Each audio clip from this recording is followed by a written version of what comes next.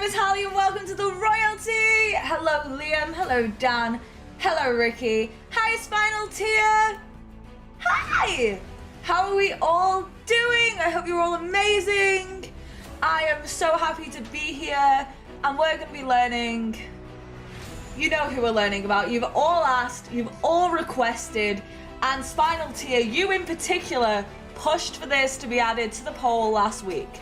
So, you know what we're going to be doing. Sorry, my hair's a mess.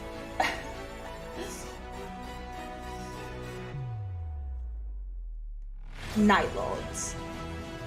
We're going to do this! Alright, I hope you all are ready. Okay, I'm going to switch over. Hey Stanley! I did push it back half an hour for Stanley, as Stanley did tell me that they would be late. So, sorry that I am late, but it was for a good cause. Just so you know. And on that note, I'd like to say a thank you to my royal patrons, my tier 1 supporters, Hansel Panda, Suki SJ, Stanley, Dan Cohen, and XX Chaos 315XX. Thank you so much! You guys allow this to be sponsor free.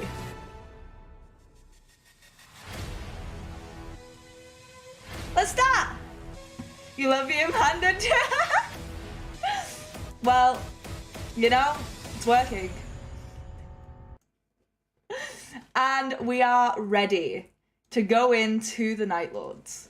So if you're all ready, I want to start with, can I have the poll suggestions? Doesn't everybody? Well, everybody who's part of my Patreon does get early access to all of my release videos, does get a role in my Harley Hammer series if they want one, and, you know, they also get other perks such as Discord roles, views of my editing, enhanced voting rights. So there is some great stuff. Hey Wolfbane! But first, I have two items on the agenda just before we begin this video. One, what video do you want to, well, what topic do you want to see next week? Let's start the poll early so that we can have people vote throughout the entire stream. Give me 4 suggestions, go. First 4 suggestions during the poll.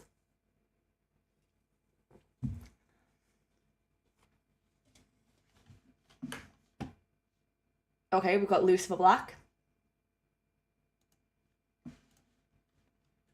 Alpha Legion. How Gillian returned.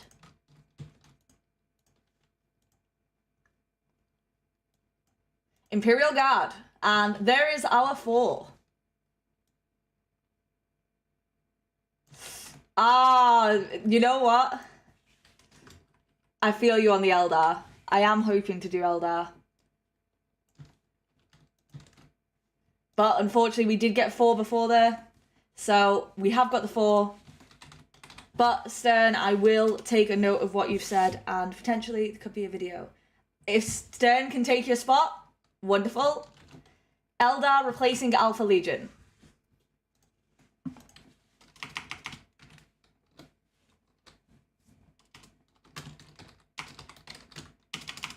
Okay, that is going up. You'll be able to vote throughout the entire video. So now that that's up, get your votes in. My second thing.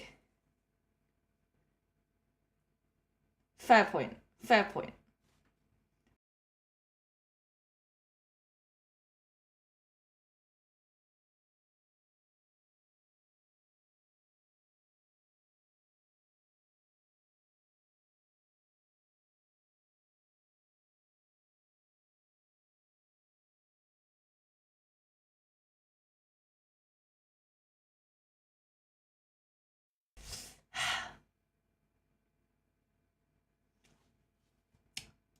Can you hear me again?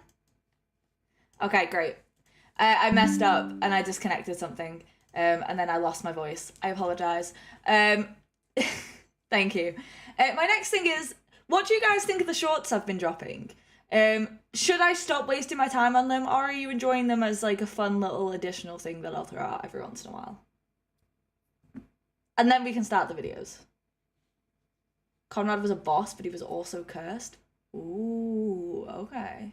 You enjoy them? Thank you, Spinal. That makes me feel good. Okay, Imperial Guard, if that wins, we will go through them. It brings humor to Warhammer. Thank you. I do want to add a bit of humor. Hey, duh! You haven't seen them while you were away? Fair point. You got a giggle out of them? Yes! Okay, this is good. I just wanted to see what you guys thought. It was something fun and extra I thought I'd do in line with the Harley Hammer stuff. The nose itch was funny. Yes. Oh, Conrad is up there with the most sadistic dudes in the setting. That sounds promising. No, what I wanted to do is I wanted to kind of add something to Harley Hammer, because Harley Hammer is very lore intensive for me as a creator.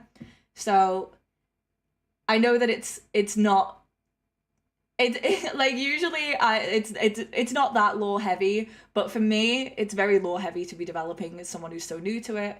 So I thought doing some shorts, just making them a bit more fun, might appease the fact that my jokes are terrible. I do try and throw in some jokes. I really do. The second episode I think is better, but you guys will see the second episode on Tuesday, so you can let me know then. But for real, I just wanted a bit of I just wanted a little bit of feedback, so thank you. All right, we ready? Put a 1 in the chat if you're ready to start with the Night Lords. We'll be starting with episode 4 newcomers. All hail Emperor's children, exactly! Okay, well, it seems like people are ready. So this is for the newcomers.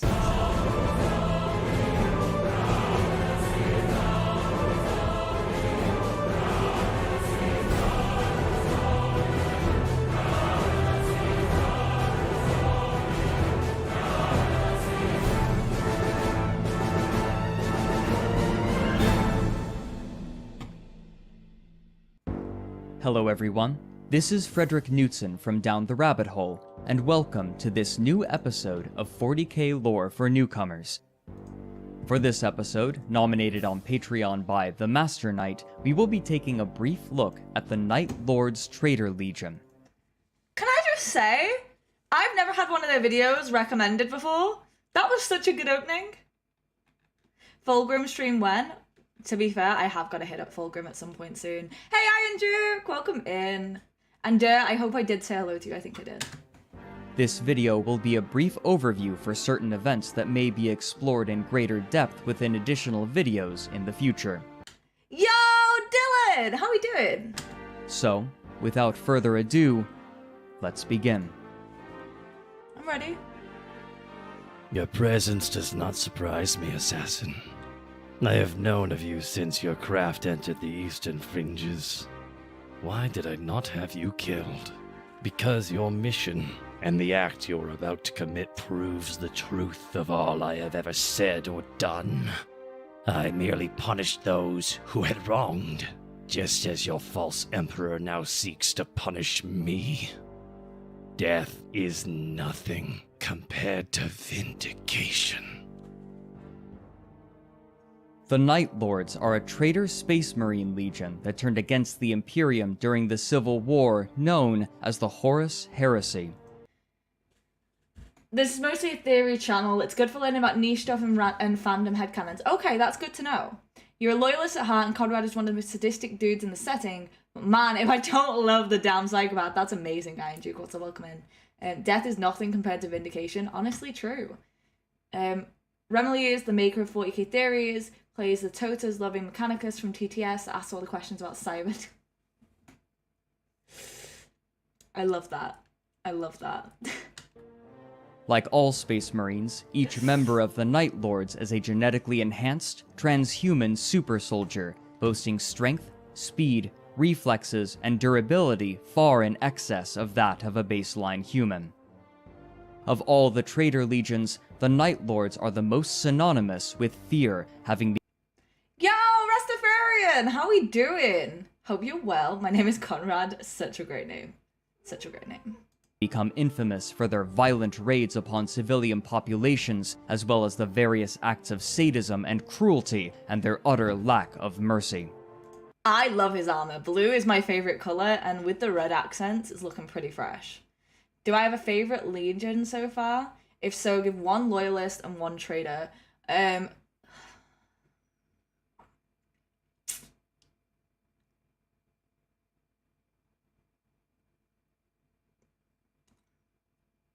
Okay, if I had to give a loyalist, it'd probably be the Blood Angels. If I had to give a Chaos one, I've already said I'm an Emperor's Children. My day is going well, and I hope your day is going well. Thank you. Even before the Legion fell from grace, the Night Lords were notorious for their application of terror tactics and mastery of psychological warfare, allowing the Legion to subjugate countless worlds, as well as quell any nascent uprisings through fear and intimidation alone. A1, we've come for you in Midnight Clad. Tell people to like the stream. Hey! Did you know that if you like the stream, it could go to more people and we could get an even bigger community that talks about Warhammer? But also, like, I can focus more on the channel. If we reach 1,000 subs, I'll have more time. Are you happy now, Stanley? I promoted the channel. And definitely the look is one of the coolest. I have enjoyed that. The Damned are the coolest. Alright, I will look that up. Blood Angels is valid, but Emperor's Children is mad. Listen, I am a Chaos Darling. I'm a follower of Slaanesh. While the Legion may have Thank you, once Iron had Duke. some semblance of honor and pride, this, for the most part, is no longer the case. The Night Lords have become little more than war bands of murderers and pirates, hunting and killing for both pleasure and material gain. The Night Lords are nonetheless exceptionally dangerous and highly skilled warriors who are more than capable of overwhelming their foes upon the battlefield. Indeed, the armor of many a Night Lord is adorned with the shattered bones and flayed skins of those that dared to underestimate these utterly ruthless and unforgiving warriors. Ricky, I'd be upset if you didn't continue quoting the Night Lords. Ave Dominus Nox. Ave Dominus Hail, Nox! the Lord of the Night. Originally known simply as the 8th Legion, the future Night Lords Legion would draw their initial recruits from the cavernous ruins of Terra's ancient prison sinks, whose populations were condemned to spend their lives in utter darkness for their various transgressions. The children born to such populations, who had come to be known as the Night's Children, would grow to become pale and silent individuals feared by others as the most violent and savage of killers. These Night's Children would prove to be ideal recruits for the Legioness Astartes, and those that were eligible to undergo the gene seed implantation process would become the first warriors of the 8th Legion. The 8th Legion would be used primarily to punish those who believed the sins of the past would be allowed to continue within the Emperor's nascent Imperium. Even if they had already bent the knee or had otherwise been subjugated by the Master of Mankind, the Emperor refused to allow humanity to return to the degenerate ways of the Age of Strife. Indeed, the 8th Legion would be deployed against those whose crimes required not only their complete and total destruction, but demanded some form of retribution for their actions. So they were like killers plus. So they were like, you need to die, but you also need to suffer and die. Am I right? Some of these videos go into it. They had the lowest casualty rate during the Crusade. That's really impressive, actually. I can see, by the way, how Gilliman Returned is the top voted so far. Please don't forget to vote in the poll. It's really important that we... She got it right there? Yes. That's the... Yeah, just make sure... That's important to me because I want to make sure we're looking at the things you want to see. Such actions included the gene atrocities of the Saragorn Enclave or the psi-breeding conducted by the court of Antaeus, with neither of these factions, despite swearing fealty to the Emperor, being spared his wrath. During the course of the Great Crusade, the Emperor's quest to integrate all of humanity's lost colony worlds into his Imperium, the Emperor would reach a world of perpetual night named Nostromo. Here, the Emperor would be reunited with one of his lost sons, Conrad Curze. Damn, he a thick boy! He a thick boy! The Primarch of the 8th Legion. Sorry, Dan. Curze, who had taken on the name of the Night Haunter, had eliminated all forms of crime from his homeworld through his acts of grotesque vigilantism, bringing about peace through fear. Shortly after being brought back into the Imperial fold, Curze would be briefly trained and tutored by his brother Fulgrim, the Primarch of the Emperor's Children Legion, who would introduce Curze to aspects of Imperial culture, as well as various battlefield doctrines. That's my boy, right there, Fulgrim. And tactics.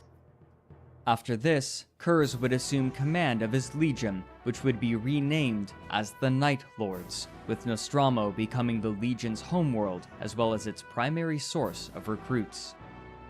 The Night Lords would come to quickly adopt the methodology of their Primarch, making extensive use of fear and terror tactics in order to bring worlds into compliance. He has been found guilty of cringe, one of the greatest sins that could be cast upon a member of 40k. Thank you, Dylan, for bringing that judgment down today. One rather notorious example was during the compliance of Piamen, which saw the Night Lords dumping the corpses of slain Piamen's soldiers across the world's capital from high altitude. Fulgrim is handsome. I agree with you, Sin. The Legion would quickly gain a level of infamy and notoriety for their actions, so much so that simply threatening to deploy the Night Lords would be more than enough to quell rebellions and encourage planetary governors to pay any tithes that they had conveniently forgotten. Well, Fane, I want a source. I want a source of this cat hating. I want a source to clarify. Also, wait. Conrad had one single chance in his life to change his future and he didn't take it. He was afraid if it didn't work, he'd lose his image. Ouch. That's shit. He left out that he skinned them before throwing them out of the ship. That's kind of fun. That's kind of funny. I'd probably do the same. Why waste such good skin? Can be made into books and all sorts. While the compliances conducted by the Night Lords would often result in fewer casualties, thanks in part to breaking the enemy's will to fight, such methodology was frequently regarded as being repugnant and dishonorable by the other Space Marine legions. As the Legion conducted its various campaigns over the course of the Great Crusade, the world of Nostromo would degenerate back into a violent, crime-ridden state. Without the presence of the Night Haunter to keep the populace in line, murder, theft, and rape would become increasingly commonplace across the world. This corruption would begin to infect the Night Lords in turn, as more and more of the Legion's recruits would be drawn from criminal gangs, rather than from those that truly deserved the honor of being transformed into a Space Marine. Feel free, Stanley. If you want to post Fulgrim fan art in the Discord, I am in full support, so do not worry. His world sounds like Manchester in the weekend! Let's go! My neighbor in the north. Rastafarian warrior. I know exactly what you mean. The skin they took was actually used to make capes. Stay warm, you know? We used to skin animals to use their skin to keep warm. If you're against doing it to them, like if you're against doing it to humans, you've got to be against doing it to animals. If you'll gladly skin an animal, you should be able to skin a human. I am, however, the opposite. Don't skin animals, skin humans, because animals can't tell you to stop. The noble houses of Nostromo would keep such high-quality candidates to serve I haven't thought about Eurotrip in years. Oh my god, that film is insane. their own personal ends. As a result, the Legion would grow increasingly sadistic and cruel, with their actions coming to be regarded as excessive by others. Planet-sized Gotham City. I'm getting the vibe. The Night Haunter, who was cursed with the gift of precognition, would slowly become increasingly unhinged, which, in conjunction with his Legion's more extreme actions, would result in many of the other Primarchs turning their back on him. Hopefully, if they asked you to stop and it was an animal, you'd be more shocked at the fact that an animal could speak then you'd want to actually do that.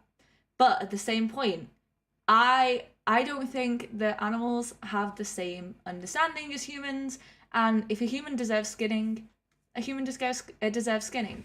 But animals, it's different. You can't tell me that an animal deserves to be skinned. I'm not going to believe you. When you make people who are murderers and probably even teenagers, it's not going to end well. Yeah, definitely not. I feel like we have a second commentator right now. Curze would then confess to Fulgrim one of the many visions he had suffered, which depicted not only his own death, but also the events of the Horus Heresy. While Curze believed that his old mentor would treat such information with confidence, he would soon learn that Fulgrim had relayed Curze's confession to Rogel Dorn, the Primarch of the Imperial Fists. This would result in Curze and Dorn engaging in a brief argument before coming to blows, with the Night Haunter beating his brother bloody and unconscious. Curze would then be taken prisoner as his brothers debated on what to do with him, but the Night Haunter would easily escape from his incarceration before reuniting with his legion. Around this time, Curze would learn that Nostromo had fallen back into its old ways during his absence, and in response, Curze decided that an example must be made of his homeworld. To be fair, the original Legion recruits were born into prisons rather than being there due to their own crimes. That's true. I'm going to put you down. Go on. Command unit, welcome in. You should react to 40k The Long Night Salvation by Fortunus 40k. It's Night Lords related. It's 6 minutes. Is it Night Lords related? If someone can confirm that, I will add it to the end. Yeah, as much as I love Daddy Dawn, he got bodied. I bet when they... Hey, mirror! I bet when they turn... Stern, does Mirror's comment remind you of anything? I said that, didn't I? I said it. It's not that simple. He captured his brother trying to figure out what to do with him. It's like, let's shoot him into a cryopod. Vibe. Dawn just needed a hand. I know where they can find one. I heard the Phalanx has a really good one. The Night Lords would journey to the Nostromo system and subject their homeworld to exterminatus. The orbital bombardment unleashed by the 8th Legion was concentrated at the location where the Primarch's gestation pod made planetfall, which had created a weakness within the planet's crust. After a few short minutes, the world of Nostromo shattered, becoming transformed into little more than an asteroid field. Because of their actions, many within the Imperium agreed that the Night Lords had, almost unthinkably for the Legioness Astartes, gone rogue. Conrad was the best fighter in hand-to-hand because he was nuts and no one could predict him. Even Sanguinius lost a fight on purpose because he knew if he fought harder they would kill each other. Yo, damn. That's pretty cool. Curze held his own against 3 Primarchs at once. Yo. That's sick. That's real sick. Sometime after this, the Imperium would learn that Horus Lupercal, the Primarch of the Sons of Horus and Imperial War Master, had launched a rebellion against the Emperor. The Night Lords would be one of the 7 legions dispatched by Rogel Dorn, who had been appointed as the new War Master in all but name, to the Istvan system, in order to end the rebellion before it could gain traction. Why Dorn chose to send a legion that had been declared as rogue, however, remains unclear, although some have argued that such an order may have been given out of desperation. Nonetheless, it would be revealed that the Night Lords, along with the Iron Warriors, Alpha Legion, and Wordbearers, had pledged themselves to Horus's cause, and the Traitor Legions would utterly decimate the Loyalist Iron Hands, Salamanders, and Raven Guard. Having a Primarch land on your planet is a real dice roll. He'll either make it so much better or it'll get nuked from orbit. The Drop Site Massacre? What's the Drop Site Massacre? What am I missing? Am I about to learn about the Drop Site Massacre? Probably, right? I feel like you guys just buried the lead here. The carnage unleashed upon Istvan V would be known henceforth within official records as the Dropsite Massacre, and Simply moments after Dan puts it in the chat. Simply moments. saw the first official death among the ranks of the Primarchs. The Night Lords would then be ordered to set course for the eastern fringes to conduct a campaign of terror and genocide in order to prevent any of the loyalist legions within the region from reinforcing the imperial throne world of Terra. This would eventually bring the Night Lords into conflict with the loyalist Dark Angels Legion, leading to the events of the Thramas Crusade. Commander Unit, I'm always down to watch stuff about, especially about things that I'm already watching. But I will let you know I probably won't be able to get to it until after the other videos, because the other videos have already been planned and set up and they've already been ordered. So I'll gladly do it at the end. During the later years of this conflict, the Dark Angels would launch a devastating ambush upon the Night Lords, destroying over 1/5 of the Legion and temporarily leaving Curze in a comatose state, resulting in First Captain Sevatar briefly taking command of the Legion that was slowly beginning to fracture. Sevatar would then organize the remainder of the Legion into 6 great companies, intending to scatter the Legion across the galaxy to do as they wish, provided that they continue to lay waste to Imperial worlds. However, the Legion would once again come under assault from the Dark Angels, forcing the Night Lords to launch a series of desperate boarding actions against the Loyalist fleet. Wait, isn't Lucifer Black the Prince of Crows? Am I wrong? Oh, by the way, hey Golan! Am I wrong? Someone tell me. Is the Prince of Crows not who I think it is? If I'm missing something, someone fill me in. Fleet. When the assault began to falter, the Night Haunter, now having recovered from his injuries, would enter the fray, boarding the Invincible Reason, the flagship of the Dark... Raven Guard, not Crow! Sorry. Raven Guard, not Crow. I got confused with my birds. I apologize. Thank you, Gorborn, for filling me in on that. I got mixed. Birds, you know. Angels, and engaging his brother Lion L. Johnson in combat. Eventually, Curze would order for his legion to retreat, although a number of warriors, including Sevatar, would be taken prisoner by the Dark Angels. Lucifer Blacks are a unit of normal men whose job is to, basically kill people. Yeah, cool. I'm down. Took me a while before I had it locked down too. It is a lot of names, and there's a lot of like similar themes between a bunch of different factions. So I apologize, I am learning. You will see in my Harley Hammer knowledge check that I am learning. And I actually, on Tuesday, have an episode coming out about the Primarchs. So, tell me if I got everything wrong, please. Fun fact, Servitor the Prince of Crows is possibly the most powerful space marine during the Heresy. Oh. Corax was terrified as Conrad as he saw how far things could go if he went too far. Corax was the light, Conrad the dark. Okay, good to know. Curze himself would stow away upon the Invincible Reason, successfully avoiding capture for an extended period of time before arriving on Macragge, the homeworld of the Ultramarines Legion.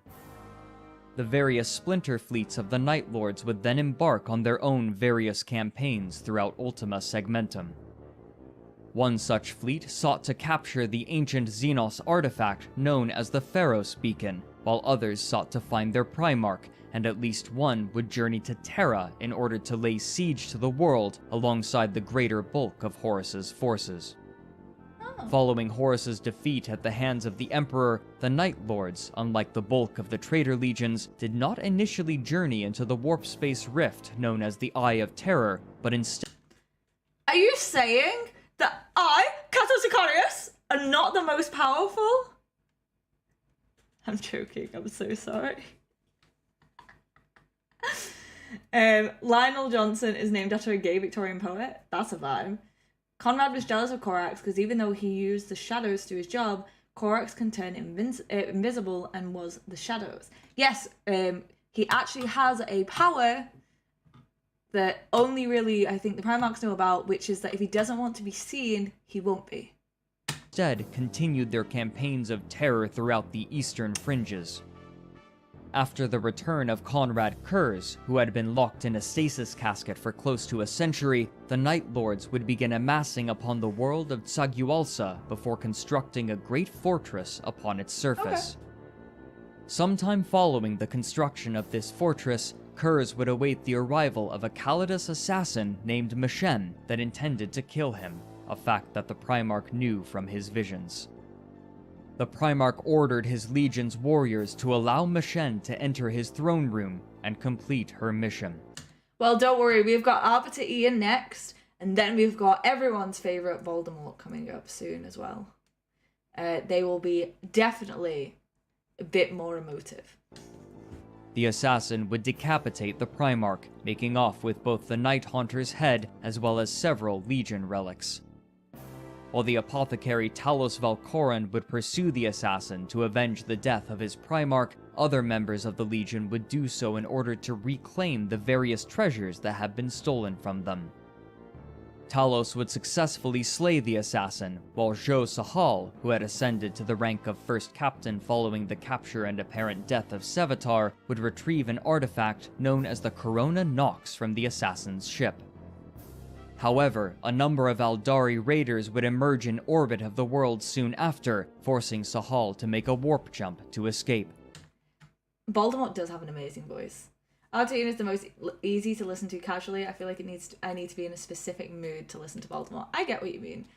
We go through a bunch of different videos. I don't know how much of this you've watched, Command, but what we do is I pick, with the help of everyone else, a selection of videos on a specific topic. We go through all the videos just so that we can get a really good overview from a bunch of different people, and then once we've got that overview, I will then summarize it later in my Harley Hammer series.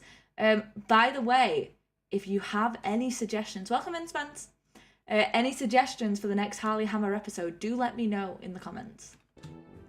Now leaderless, the Night Lords would fracture further into a multitude of separate war bands, each with their own goals and agendas, before the majority of the Legion would make their journey to the Eye of Terror. While a number of Night Lords would continue to utilize Tsagualsa as their base of operations, they would ultimately be driven from the world by the Ultramarines and a host of their successor chapters, forcing the remnants of the 8th Legion to also flee to... It's such a shame that his religion didn't save him. I guess the Emperor just didn't endow him with enough strength. the Eye. We have come for you. Got you, Dan. Over the millennia, the Night Lords would continue to carry out their various raids upon Imperial worlds, whether for the purpose of material gain or simply for the joy of preying upon the weak and helpless. Indeed, the Night Lords are known to have a preference for attacking those weaker than themselves, where victory is easily achieved, as opposed to engaging in a fair fight. Some warbands would align themselves with Abaddon the Despoiler, fighting within many of his Black Crusades, while Insider Trading! So one of the best names I've ever seen. Welcome in. I'm sure the Night Lord motto is why play when you can flay. Like, that's a good point. Even when he hit Gilliman in the face with a mace, he was asked if he'd finished his tantrum. The only Primarch full-grown loss 2 of the 4 I'm aware is Dawn. You're really trying to get me on Dawn, aren't you, Stanley? Aren't you? You know what I'm going to call him. I ain't going to call him yet, but you know what I'm going to call him. He was the first to turn. It was your lot that didn't help him. Listen, he turned because he actively disobeyed what the Emperor wanted and created something that no one wanted. And forced people to join.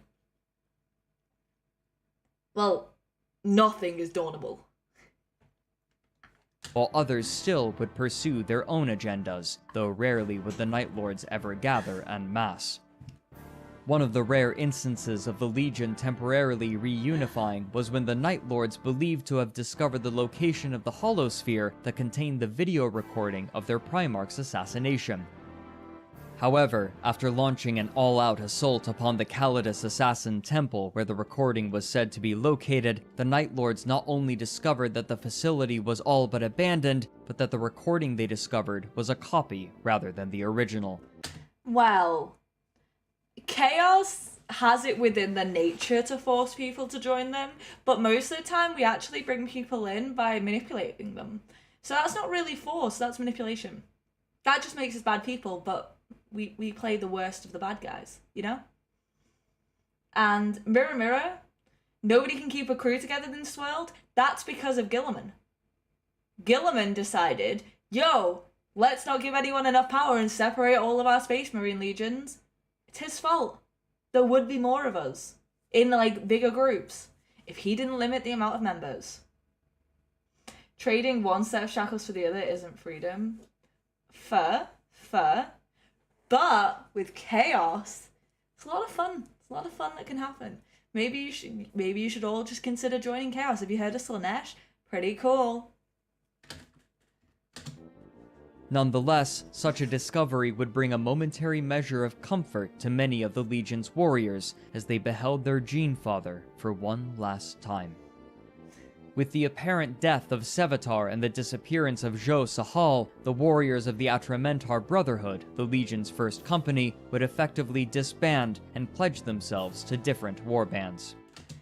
Those shackles are fairy. Slanesh got the fairy shackles. Just saying. Following the creation of the colossal warp rift known as the Cicatrix Maledictum, a number of Night Lords would once again aid Abaddon's forces during the ongoing War of Beasts, an intense and seemingly never-ending conflict for the strategically important world of Vigilus. However, the bulk of the 8th Legion appears to be amassing to launch a full-scale invasion against the Aldari craft world of Ulthwé. Unlike the majority of the Traitor legions, the Night Lords neither devoted themselves to a singular Chaos God, nor pledged themselves to the concept of Chaos Undivided, although a small number of the Legion's warriors would do so. Thank you, Ricky. I'll definitely look that up. Instead, would you actually be able to put that in the comments after this video so I can look it up later? Thank you. The majority of Night Lords appear to be misotheist, holding no religious views whatsoever. Despite this, many Night Lords will hold a similar philosophical outlook to many Chaos devotees in regards to waging war and how best to instill fear into their victims. To aid in this, the Night Lords will not only decorate their armor with imagery associated with death, such as skulls, but will even adorn their armor with the flayed skins and bones of their victims to lend them an even more terrifying appearance. Vibe. The gene seed of the Night Lords is noted to be surprisingly stable by Traitor Legion standards, although this in itself could be due to the bulk of the Legion refusing to indulge in active worship of the Chaos Gods. Despite its relative purity and stability, the Legion's gene seed is known to display a number of unique characteristics. So Lion's coming back, and are we hearing maybe Conrad will come back at some point? We didn't see him die. Maybe he's also just, like, hiding out, getting stronger. Implanted into potential aspirants.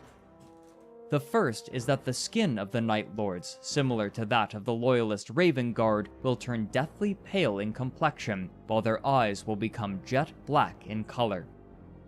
In addition, perhaps due to the original implants being from the ever-shrouded Night's Children, Night Lords are known to be incredibly sensitive to light, and as such will rarely, if ever, remove their helms in well-lit environments. I have to stay with Emperor's Children because we're a follower of Slanesh.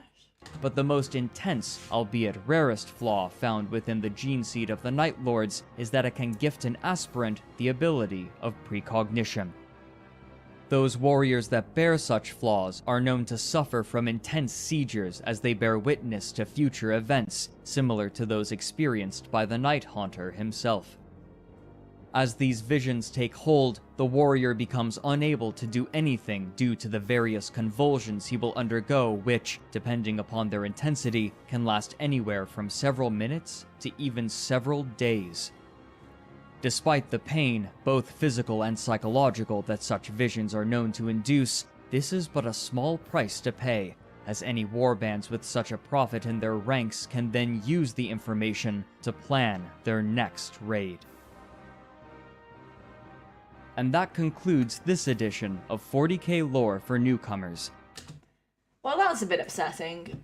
Well, I hope his head's in a better place. Also, hear me out. Hear me out. I'm going to put on the next video. And I would like to state that the image that is on the screen is the image that came up when I started the video. And Arbiter Ian, this is directly for you. Maybe start your video a frame later. Because I couldn't keep a straight face. Are we ready for the Arbiter Ian video? If everyone's ready, put a 1 in the chat.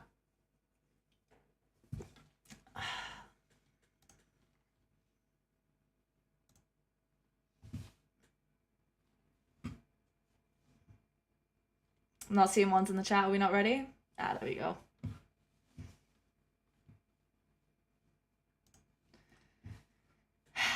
Okay, so like I said, I did not make his face do this.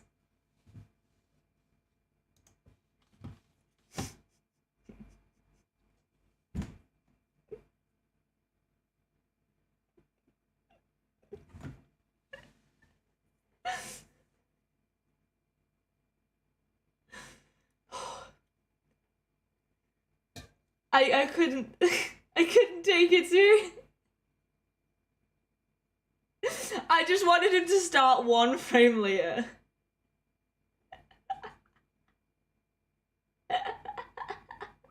No, they don't, Liam.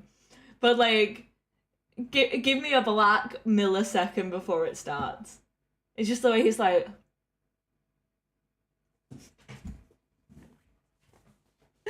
Alright, we ready? The Night Lords of Warhammer 40,000 are some of the most unsettling villains in the setting. Hundreds of self-serving warbands of traitor space marines, preying on isolated worlds across the Imperium, descending from orbit to slaughter and terrorize for nothing more than their own pleasure. But this isn't some change that happened as the Heresy unfolded. It was the same role they occupied right from the start, a role that was honed in service to the Emperor and the Imperium. It was deer in the headlights. It really was. It was like, have you? Did they see me?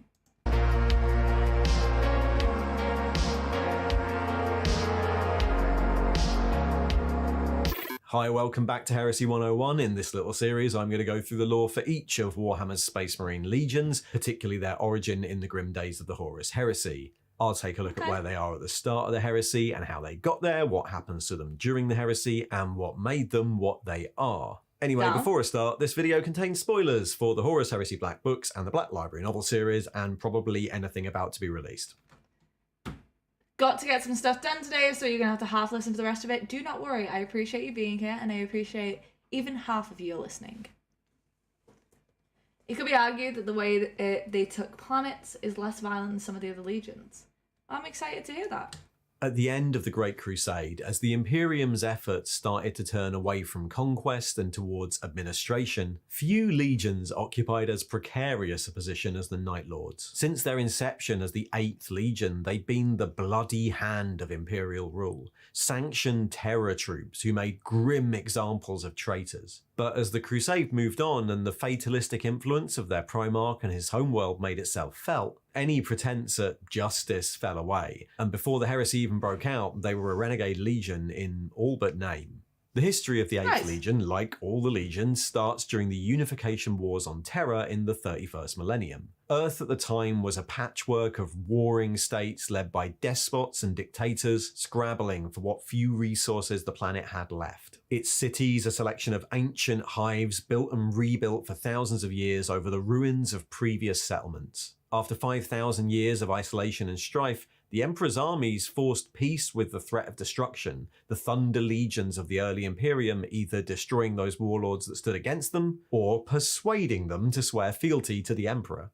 When the Emperor started the Astartes project and the 20 legions started to slowly build their numbers, many legions took recruits from all across ancient Terra, from all of these cities. But it seemed that the Emperor had a plan Until the king of all despots clap their cheeks. That's so funny. for the 8th Legion. These ancient hives used their undercities as prisons. The warrens of linked tunnels and ruins underground were a convenient place to dispose of undesirables. And the prison sinks of Terra had become a lightless no man's land where only the most brutal of murderers had a chance of survival. But as the years went on, it wasn't just prisoners that populated the sinks. Children were born down there who had never seen the sun, pale stalkers in the darkness, born killers who survived in whatever way they could. And it was from these children that the 8th Legion was built. The gene seed of the missing 8th Primarch seemed to suit them well, if anything making them even paler. If the Inquisitors want to come and get me, feel free. You know what? Slaanesh protects. The new warriors of the 8th were serious, stoic, and humorless, with a tendency towards moral absolutism. There were no shades of grey for the children of the Sinks, just right and wrong, justice or death, or both. And the Emperor seems to have used this. Unification was a messy business, and it wasn't unheard of for cities to swear fealty only to turn against the Imperium later, and it was Gorbon, let's go. these that the 8th was deployed against. A retribution force that descended on betrayers and made bloody examples of them. They were horrors, a threat hidden behind the open hand of the Imperium, and this role as the bloody judgment of the Emperor, as the necessary evil, was adopted by them and taken along with them into the Great Crusade. When the Legion was finally reunited with its Primarch, after almost 100 years of crusading, his adoptive homeworld, Nostromo, would initially seem eerily similar to the prison sinks that birthed the Legion itself, but its influence would force a subtle and unexpected change on the silent warriors of the 8th. If anything happens to Slaanesh, I'm gonna go so demon that the world will not be ready for it. The world of 40k will come crashing down in flames if anything happens to my girl Slaanesh. You know? Nostromo was a post-industrial world of smog and darkness. Previously a mining world, vast crevices had been dug into its surface, and around them sprawling cities climbed into the polluted skies. Any authority and government had long devolved into criminal organizations who styled themselves as a twisted, corrupt noble class, and were as self-serving as the gangs who ran the streets. In the mines and factories which still turned the planet's wheels of industry, the gangs went by names that echoed with false authority. The Iron Overseers, the Hands of Carragado, the Sons of Toil. Slab-muscled and furnace-scarred, they walked the streets clanking with weaponry and reeking of murder, enforcing order that was little more than slavery. It was into this that the pod of the 8th Primarch, Comrade Curze, landed. Scattered from Terra by a conspiracy and crashing deep into the sinks, the young Primarch survived alone, lurking in the depths, scavenging for scraps and eventually killing to stay alive. Though he kept away from the populace, through grisly meals, he absorbed the knowledge of the people of the city, the gangs, the slavery, and the ruling caste, and something spoke to him. He could have risen, probably quite easily, to rule the noble castes and the criminal organizations, but instead he embarked on a campaign of revenge against anyone he perceived as unjust, appearing from the dark to mutilate and murder, working from the bottom up. He became known to the population as the Night Haunter. He killed and mutilated until the streets fell quiet and his name was no longer a prayer for justice, but a plea of the fearful, and an entire world was cowed by sheer terror. When the cities slept in silence and the sound of gunfire was a rare murmur, he went before the aristocracy and gave them a choice: kneel and follow his law, or be destroyed. When the Emperor came to Nostromo, by this point already halfway into the Crusade, he found a terrorized world. Curze submitted to his rule as if resigned to his fate already. He was cursed with the gift of premonition, and it's possible he already knew what was in store. And as he departed alongside his new legion, Nostromo's slide back into lawlessness began. Initially, the integration of Primarch and Legion went incredibly smoothly. Nostraman was adopted as the language of the 8th, as were some of the gang rights and customs of the planet, and if anything, that drive to punish wrongdoers intensified amongst the Terrans that made up the Legion. Conrad was born with imperial law downloaded in his head, but he mixed up law with justice. Every crime meant death. I don't disagree. I think if you break the law, you should die.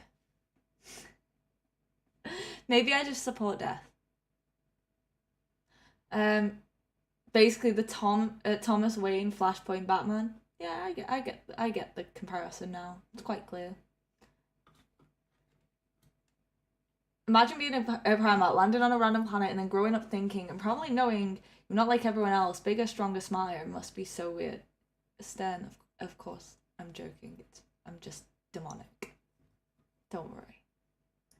However, as the second century of the Crusade ground on, the Legion changed. The recruits supplied from Nostromo, ruled once again by the syndicates, were pulled from the bloodiest gutter gang members, and the character of the Legion changed from a stoic silence to the dark humour, casual cruelty and fatalism that would become its hallmark. The horrific terror and violence the Eighth unleashed on their targets, the massacres and skinning pits, stopped being seen as a necessary lesson the Eighth were forced to enact. Good, because I plan on committing crimes. I do not want to be a party to any crimes. So I'm gonna get this rule out here now. If you're gonna commit crimes that aren't in the name of Slaanesh, maybe don't talk about them in my YouTube chat. But that was a funny line. You got me very good there. Suicide is illegal, and Conrad tortured and killed a woman for a week. She tried to take her own life. Ouch. But just the way they like to fight. Fair! No! Listen. As long as you don't make me an accessory, I'm fine. I just don't want to be accessory.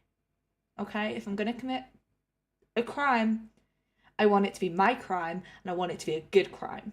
I don't want to be an accessory to, like, bad crimes or low-level crime. Like, if I'm going to do crime, it's going to be big crime. Hella crime. Like, people going like, damn, did she really do that crime? The crucifixions and genocides continuing merely because that was the way these new Night Lords liked it. By the end of the Crusade, the Night Lords were on the cusp of censure by the Imperium. In fact, many wonder why the Emperor had stayed his hand for so long when their atrocities were plain for all to see. They were barely trusted by the rest of the legions, often being seen as duplicitous or cowardly, willing to put other legions into the firing line to save themselves, and their Primarch, Curze, was roundly disliked and seen as unstable, his only ally being Fulgrim of the Emperor's Children. In fact, the curse of premonition had started to drive him into madness. He saw bloody futures where all order and justice had broken down, nightly visions of betrayal and disaster to come that grew more violent even as the Legion's actions became more and more extreme. When Rogel Dawn confronted him in the Cheralt system, Curze flew into a rage and almost killed his brother. And when Nostromo completed its slide backwards into darkness, the Night Haunter and his Legion returned and destroyed the planet. Oh, I do remember those. Now you've said Imperial Police, I have heard of them.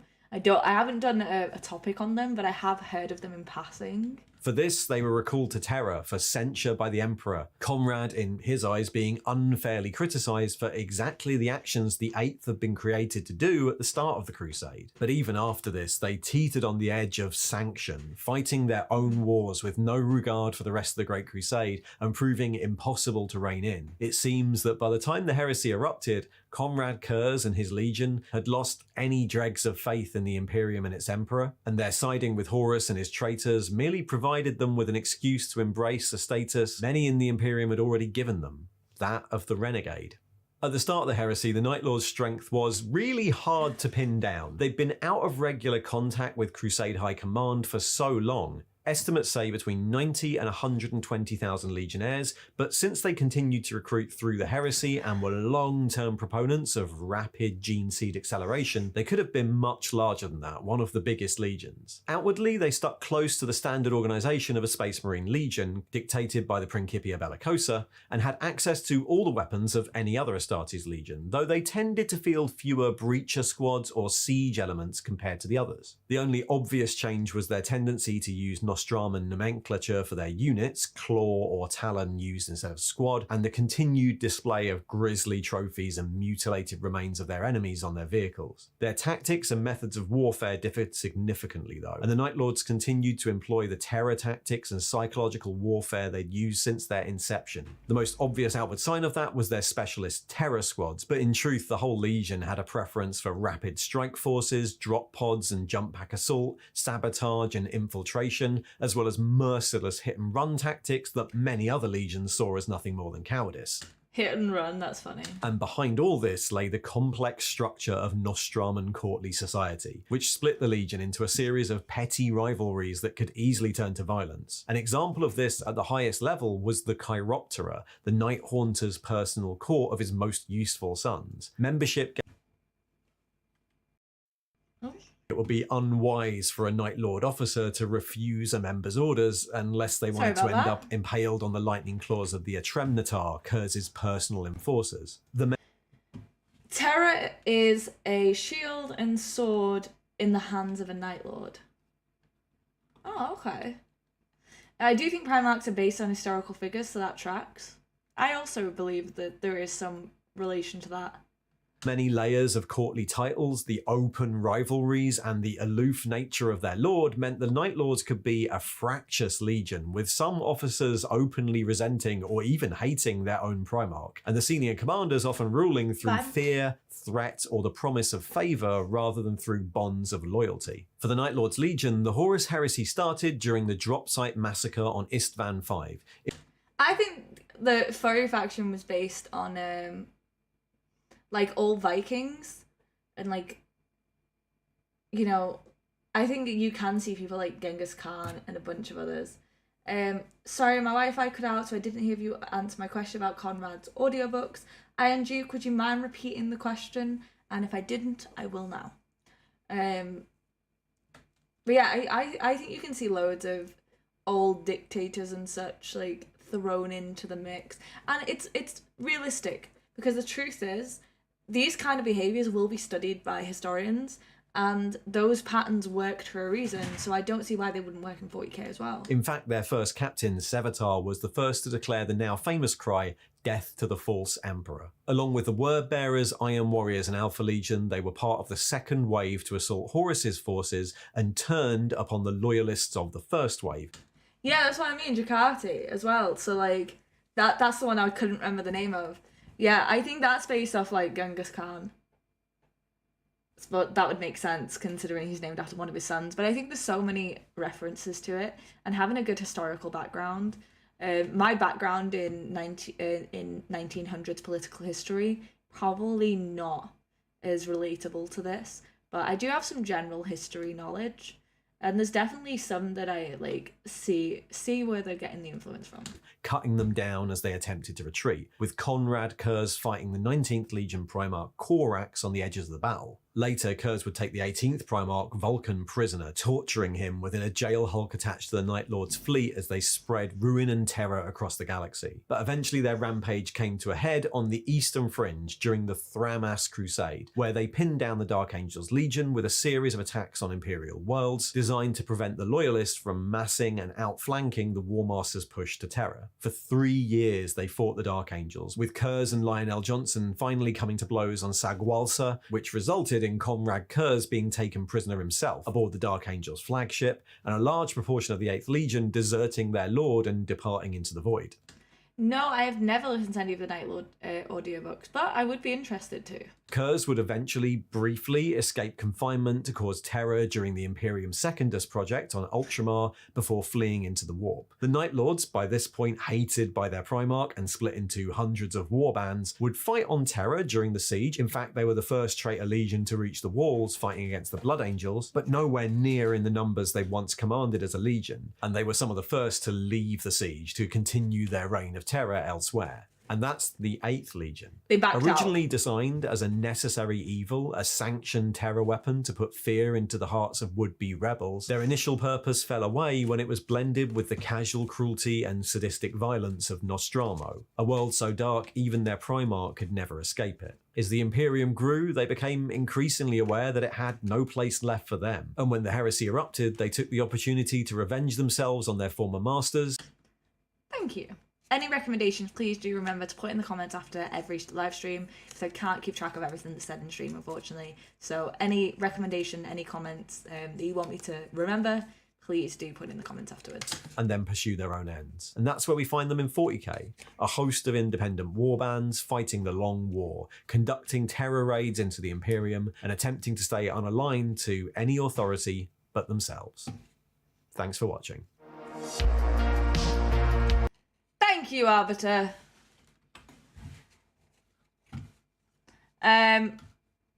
So, I need a drink.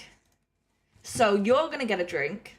And you're all going to look after yourselves. Go to the bathroom, get a drink. We'll be back in 4 minutes. Behave yourselves. No heresy while I'm... Actually, you know what? Do heresy while I'm gone. Be more fun. See you tomorrow.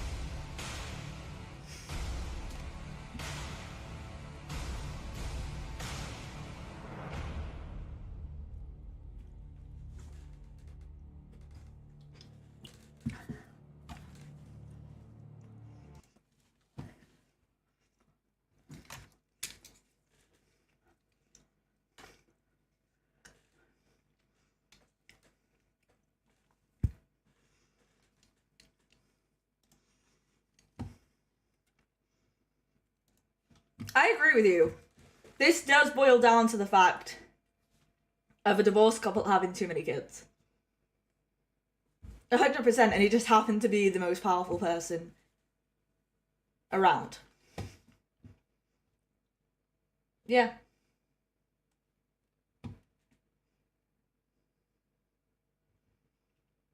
True. Her poor belly, I agree with you. Fair point. Are we ready? Is everyone back? If everyone's back, we will start the next video.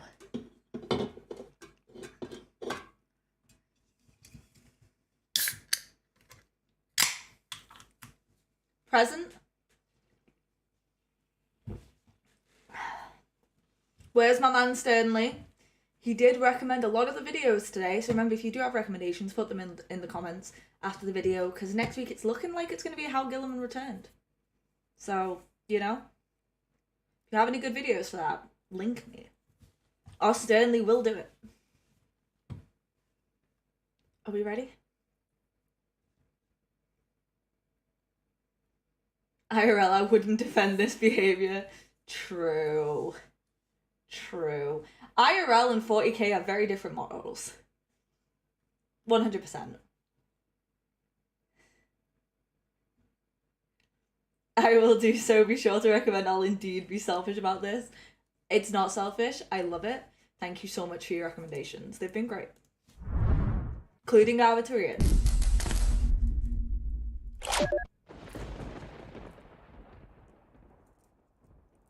See what Voldemort says.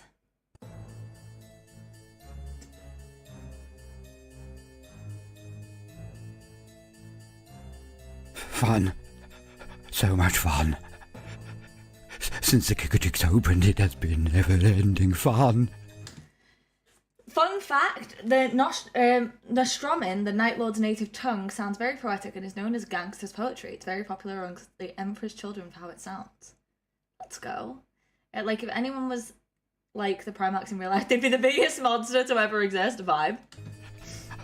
The spoiler broke the borders, opened the gates of heaven, and now we can to and fro with impunity. The corpse gods' men are former brothers. They cannot defend everywhere, cannot be everywhere. So we hunt. We hunt like we have never been able to hunt in a very long time. What is time to an immortal? I digress. So my warband and I have found a world ready for the plucking, a juicy herd of ape things to play with, and oh, how we have been playing. This is a creepy start to a video.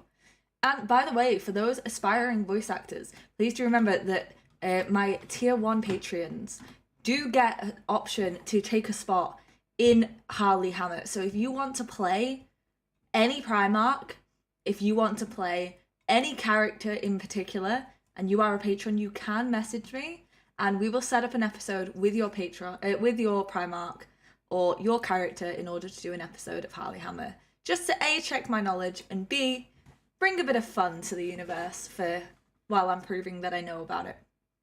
So don't forget that. Amazing narration about the Night Lords. It's starting pretty cool. But I just wanted to remind you, because I've only had one person message me who they would like to play, and I am always looking for people to cover the Primarchs with me. So I have some great spots open. It has all been work for me, not enough play. Destroying their defences, corralling their meagre defenders, breaking them. My boys are too enamoured with playing. They forget how hard I have to work to make them do the things that are required for us all to have uninterrupted play. But that has now finally been achieved. The threats all removed. Now we feast. Now we play. This hive has now fallen, as the corpse god's minions and lickspittles would lament. We control its light, its heat, its every road, its every access point. Time to turn off the lights. Time to cover it with our cowl. The dark the blessed dark. It brings out the best in the herd. My part is done. The playground is prepared. Time for us all to have some fun. Not just my boys. No, now it is my turn. I dramatically turned off the light and then realised I couldn't remember how to put them back on. I cannot neglect my duties, my role, my rule must always be maintained. I must watch my boys and make sure they are loyal, or I will be the one to be played with as I did my old master. He should not have lowered his guard. He should not have lowered his guard. Weak, he was weak, so he became my toy. Am I the only one who thinks Voldemort would make a really good Voldemort? But now I have them all playing. I have them all playing, so I can sneak in a bit of fun myself. Drat, I will only get 48 hours at a push. Is it time enough? Is it enough time? I think so. I have become so very good at what I do. Hey, Esther! I believe so far we have looked at a beginner's video and Arbiter Ian's video. Now we're on to Voldemort. He could do a secret Emperor Palpatine too. He could do a lot of great voices. You know, I'm just saying, if y'all ever wanted to say to Voldemort that he should play a character in Harleyhammer, I would 100% support him coming on. So I'm in no way saying, like, go in his comment section and be like, yo, you should play someone. But, like, if you ever end up in a conversation with or near him, just be like, yo, Voldemort should play in Harleyhammer, because I would love to have him on as a character. I'd love to have him on about 5 different characters. Oh my god. Crossover would be phenomenal. I make friends.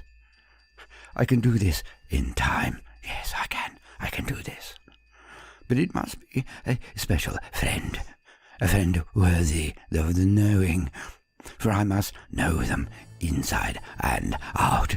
Oh yes, a new friend. But whom? As the ape things run hither and thither, I set to choosing. So much choice. As they run from the explosions, as they flee into our sentry guns and get cut down, I laugh. I laugh. They are so amusing. We set off alerts, evacuation orders. At first they did not run, so we levelled a few hab blocks. Now they run into our guns, run into our clutches. My pretty birds fall on them and take their pick, dragging them into our home, the darkness, flying like pretty birds and snatching one here, one there, taking them back to a nest ready for the fun. I have one already set up. When we first pushed into the hive, I found it and prepared it. I must find my friend and get them there. Runny, runny, run, run, run. I get it. They did a top 5 siege in Warhammer video. That's pretty cool. Reactor Omens reacts 5ish minute lore and he contacts you. That's your way to Voldemort. They know each other and I'm on their Discord somewhere. Oh. Okay. Or I could just message him on Twitter. I'm not gonna lie. I'd probably message him on Twitter and just be like, yo. I'm pretty good at just reaching out to people. I like to think it's because I'm charming, but mostly because they're just like, who the fuck is this? Some, like the big ones, they think that they will last longer, and will be able to keep up for longer. I know this is not true. The big ones have always been big. It means they have less to tell me.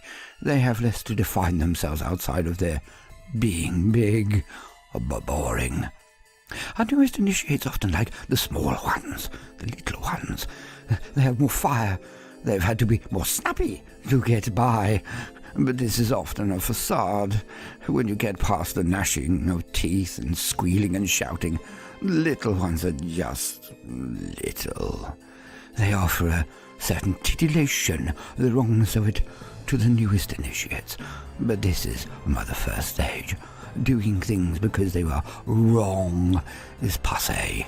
I tired of it centuries, millennia ago.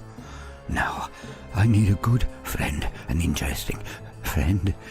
A friend worth knowing. Yes, a friend worth knowing. Amongst the wailing crowds, I see 2 candidates. Medium size, wiry, fast. Let us see.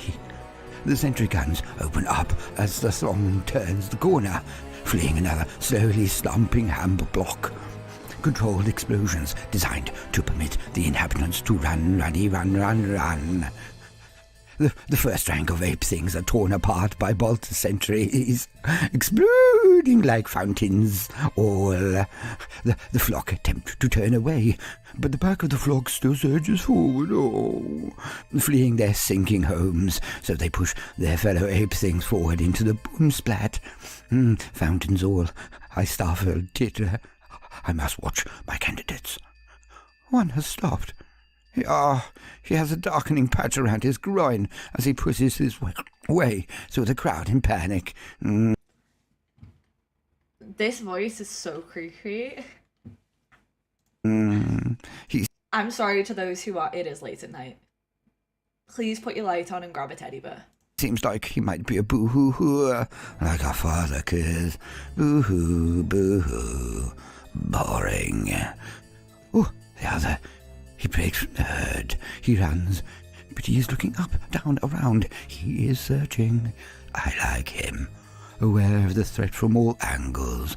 His instincts are strong. I like him. I must know him. I must make him my friend. Yes, it will be him. I follow him. He is fast. He is fit. He takes care of himself. Good, good.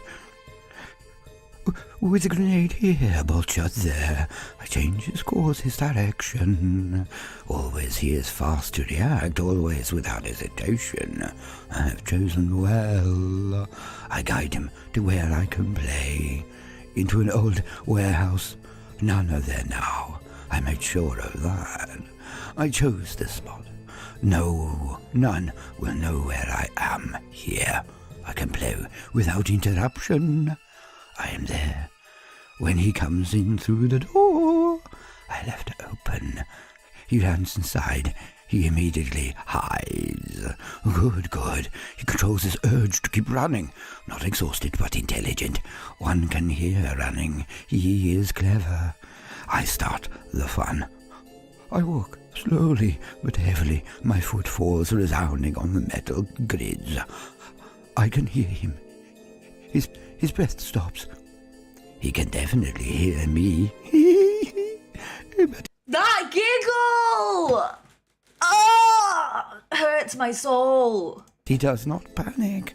Oh, he does not hold his breath and just stay in situ and close his eyes, as the little ones do. He starts to reposition. Well done. Oh, what fun. He finds the weapons I placed there. He reaches up and delicately, and so slowly, takes one of the stubbers, so quietly. Impressive. I have chosen well. I descend the stairs dramatically and heavily. He knows where I am, I'm sure. I can see him in the dark, but he cannot see me well. So I take a few more steps, and move into the light so he can have his opportunity. I look around slowly. He must think I wish seclusion. I am checking that I am alone. It's right. His inflection is phenomenal. As someone who did dabble in voice acting, my god, his inflections to die for. It's beautiful, and it does make it better. Savagery incarnate. I reach up and slowly take off my helmet, brush my hand over my head, and take in a deep breath and exhale slowly, like a tired ape thing after a long day. At peace, vulnerable. He has not done it. Oh. I turn my back, giving him that little nudgy nudge. He can still see my head. Oh, and it is so vulnerable. The stubbers have scopes. How much more of an invitation do I need to give him? Ah! A piercing pain snaps the back of my head as the clamour of a single discharge echoes around the warehouse. I try not to giggle as I slowly fall onto my knees and then forward to the ground. There is blood, for certain. I can feel it trickle down my neck, then across my head and into my face as I lay there dead. Of course, the stubble was strong enough to break skin, but not to pierce my skull. I am not an idiot. So much blood, head wounds. He buys into the fun. He finally lets out a slow and steady exhale of breath. He is controlled for an ape thing. I chose well. Brave. He comes to inspect the body to make certain. He stands above me for a moment. He is weighing up the risk of shooting again. The sound could attract my boys, but he so wants to make sure I am dead. It is then that I simply cannot control myself. I wish I had been able to draw this out, but I start.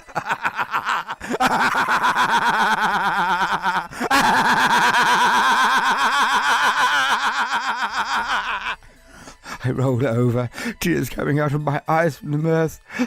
I hope he tries to shoot me again, tries to execute me. So much fun! Oh!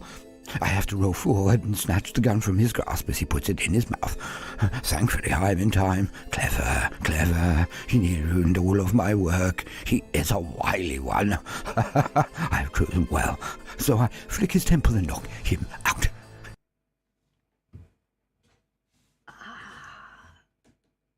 Desperately want him to come on the series as the Night Lord. Yes. He wakes on the lovely board I have prepared for him. His eyes stay closed at first. He does not wish to look. But unlike so many, he then opens them wide as a challenge. He snaps them open. He knows what he will see. This one is clever. His face does not change its expression of anger or hate.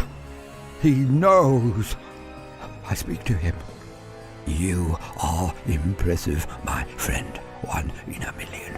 I feel you could have been a commissar.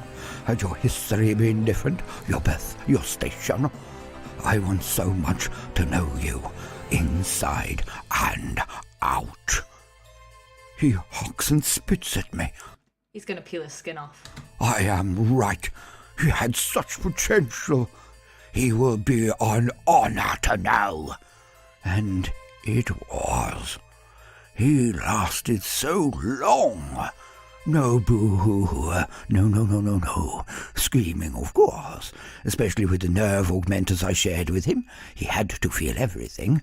It was the least I could do for a friend in the last hours, to be truly alive and experiencing everything to its fullest. You see, I am a good friend. Even when I showed him his spleen, no boo-hoo. Even when we both looked at his genitalia up close. Even when I showed him his still beating heart. I honor him. I do not leave him as a wormy, zipped up and floppy flop on the floor in the dark, no arms or legs. He is better than this. He was a good friend. My boys have finished playing and now level the hub blocks left over. Yeah, this is saying don't be friend with the Night Lord. They're getting close more and more as they're slipping to Chaos Corruption. It's a thing that frustrates me. And the ones like Talos. Fair. I allow my friend to see the vids that prove he is the last member of his hive to go. An honor he has deserved. I then finish him. He looked like he would betray himself and begin to boo-hoo. I save him from that. He was a worthy ape thing to know. Welcome, gentle listener. I apologize for the severity of this introduction, but there can be times when the threat, the terror, the horror of an enemy can be denuded by being too distant, too hypothetical. I felt it was necessary to show, rather than tell, the true threat of this, one of the most dark and terrible groups of beings in the entire grim darkness of the future. For today, we will now go into a very brief introduction to the 8th Legion of the Legiones Astartes, the Night Lords. Please remember that this is an introduction only. Should there be the appetite, I will engage in further entries for this, one of the most terrible forces to stalk the galaxy. For they have been set loose by the opening of the Cicatrix Maledictum. The 13th Black Crusade smashed the bottleneck of Cadia and opened that rent across the entire galaxy. Now they can go back and forth with ease, foraying into the material realm, then retreating back to the warp at a whim. The Warhammer 40k setting has become a thing of even more grim darkness than ever before. To quote, "My sons, the galaxy is burning. We all bear witness to a final truth. Our way is not the way of the Imperium. We have never stood in the Emperor's light, never worn the Imperial Eagle, and you never will. You shall stand in midnight clad, your claws forever red, with the lifeblood of my father's failed empire, warring through the centuries as the talons of a murdered god. Rise, my sons, and take your wrath across the stars in my name." Oh, killed the assassin that killed Conrad? That's sick. In my memory, rise, my Night Lords. End quote. Conrad Curze, Primarch of the 8th Legion of the Legionis Astartes, the Night Lords. Truer words have very seldom been said in all of the grim dark, for the 8th Legion were not akin to any of their brother Astartes. Where they had shining armor and a bold image of their own worthiness and righteousness, the 8th were under no such illusions, even from their inception on Holy Terror. For when the Emperor of Mankind designed his 20 Primarchs, from which his 20 legions of Space Marines would spring, he calculated all of the facets and forces he would require. His intent was to form the perfect army, the perfect warriors, the perfect tool for him to not only take every star and system of the Milky Way galaxy, but also to then hold them. For this he would need many tools, for each of his Primarchs was to be a mighty general with the most formidable force the human race has ever produced, the Space Marines. Each legion of Astartes, Space Marines, was to have a very specific role. Indeed, each would be able to wage war the likes had never been seen, but each would also have a niche, a specialization. Many were shining knights of honor and power, designed to represent the greatness and goodness that resided in the breast of humanity. They were to be paragons and glorious examples that could be displayed to all of the universe as the best of what it was to be human. Not so for the Night Lords. For every organization, every government, every military need have those who will follow orders, will do unspeakable things without complaint or resistance. Forces that will elicit terror in their enemies and allies alike. For the Emperor knew that his race was fractious, and that the combined goal that they worked toward would not be enough for many. I feel like the M did this to himself by creating this legion. He knew that it was inevitable that some of his fellow humans would become greedy, would lose purpose, would seek to aggrandize themselves at the first opportunity. The master of mankind, who had witnessed every age of humanity from their earliest forays into civilization all the way through the golden age of technology, and even through the calamity of old night, the age of strife, where humanity almost gutted out. He knew his race.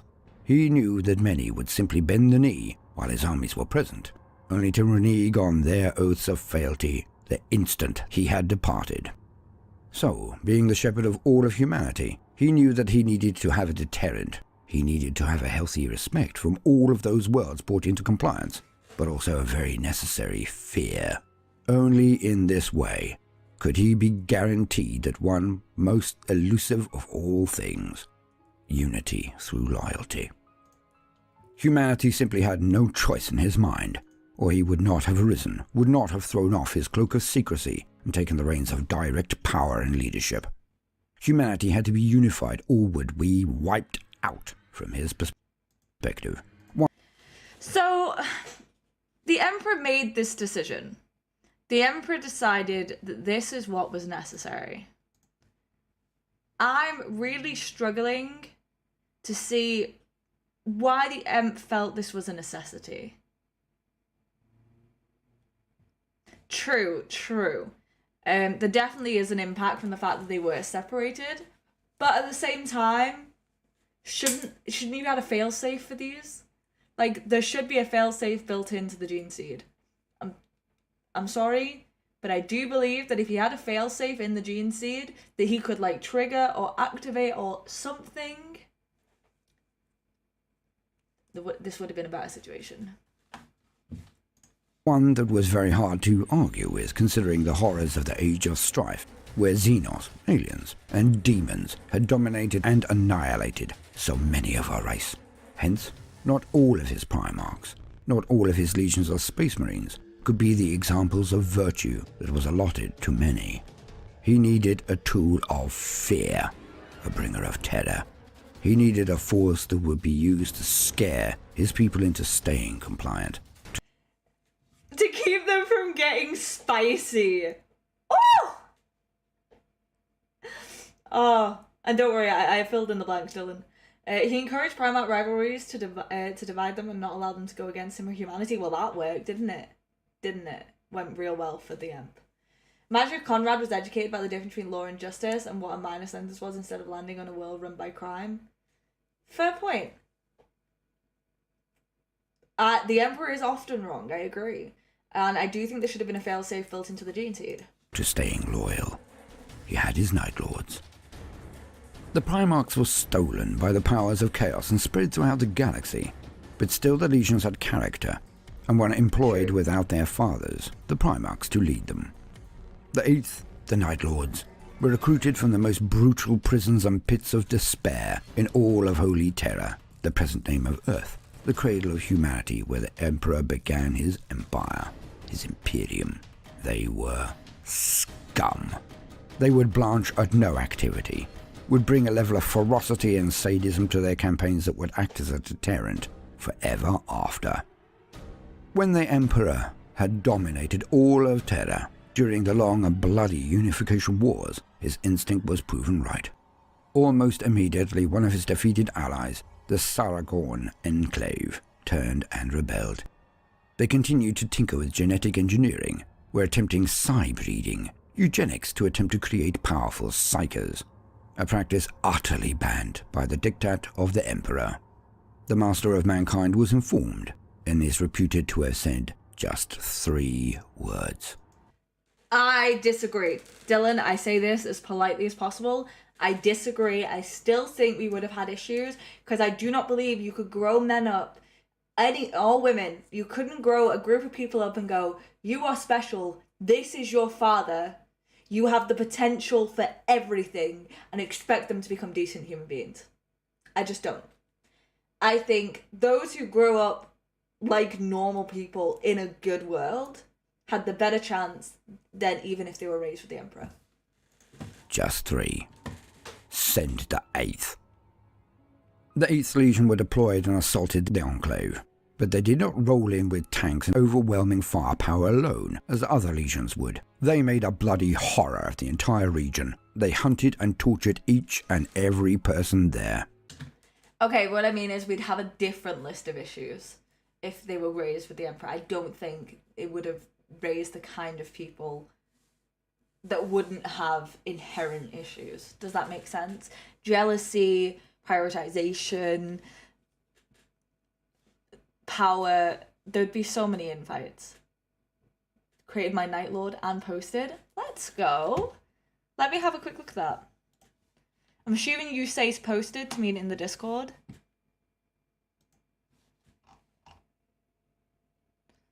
Let's show everyone. Yo!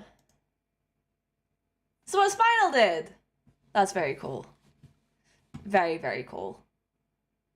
And yes, this is my Discord.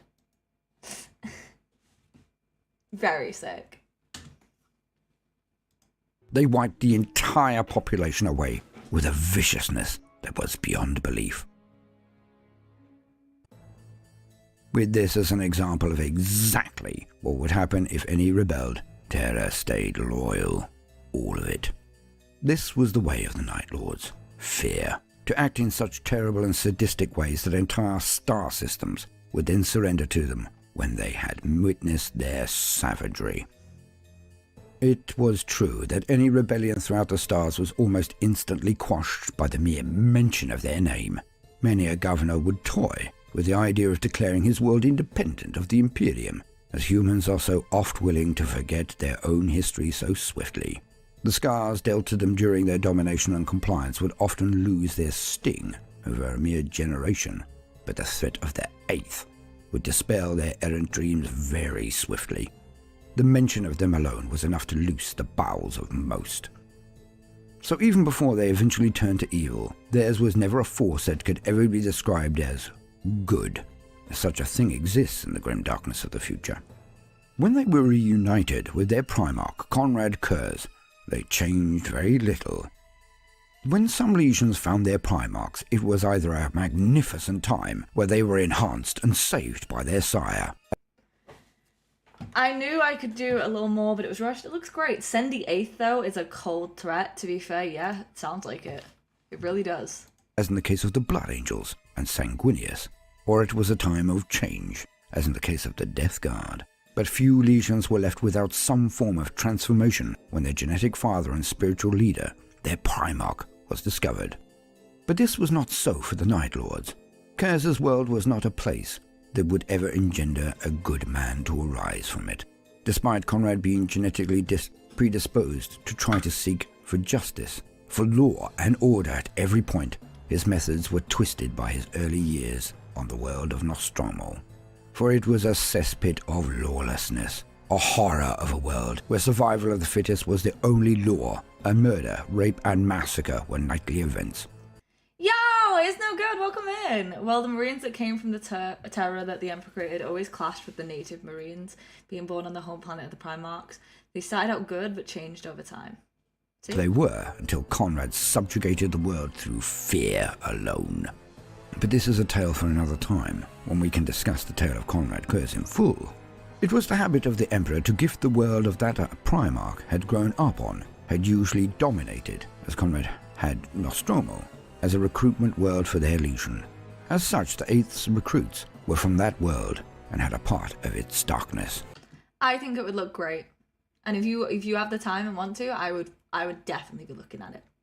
Later, Nostromo was to only give reinforcements from the worst and most vile of all of its denizens. The Night Lords started badly, but would get progressively worse as time went on, as each and every Marine was a travesty of a thing that could barely be called human, and it was even before they were trained and used by the Night Lords to perform their reigns of terror. For the Night Lords would take pride in their work, but their goals were not the same as their Primarch. For Conrad thought that the ends justified the means.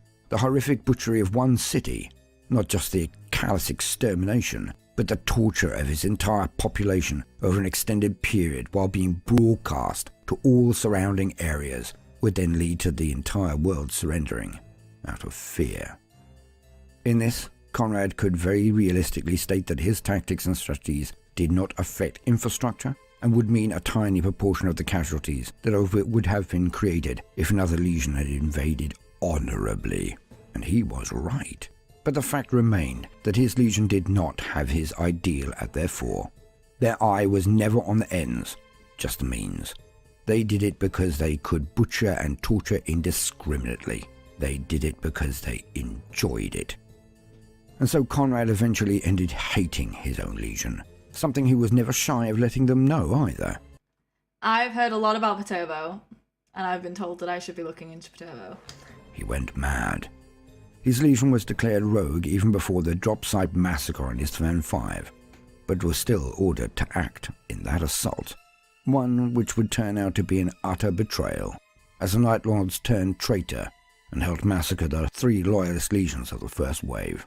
But I will go into the massacre at Istvan in more detail in the future. With the Horus heresy now in full swing, Conrad did not so much follow Horus, but rebel against his father. An act of spite, perhaps, for the poisoned chalice that was passed to him by the Emperor of Mankind. to be built to strive for justice, but to lead a legion he despised, to perpetually perform actions he could never Hell yeah. actually forgive himself for having ordered performed. But the Night Lords have never really gone fully into the fold of the other legions that began the wholesale and emphatic worship of chaos.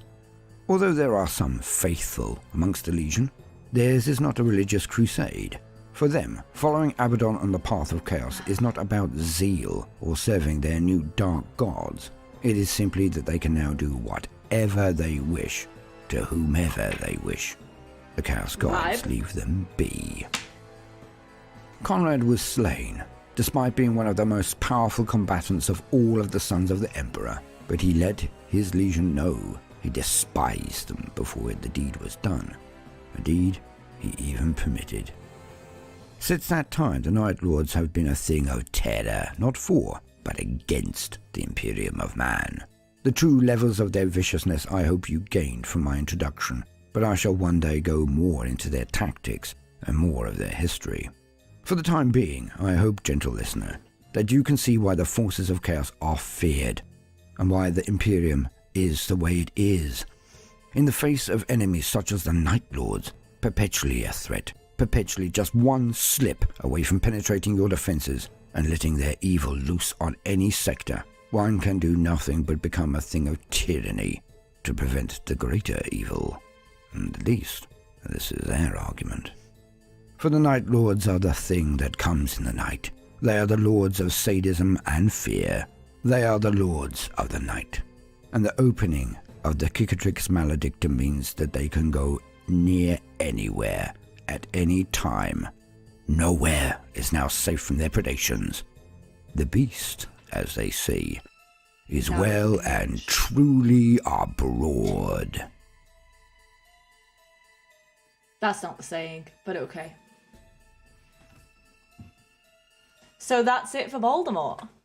We will be moving on to the next episode, which is the Night Lord's Origin and History, Horus Heresy Lore, by Oculus Imperia. So I hope you're all ready. We've only got 3 videos left if we include the 6-minute video that has been requested in chat. If you are still around, please do drop me a message with the name again, and I will make sure to put it on the thing. Hey, come on, you are still here. Yeah, if you just drop me a message with the name again, I'm going to copy and paste it so I have it ready to go.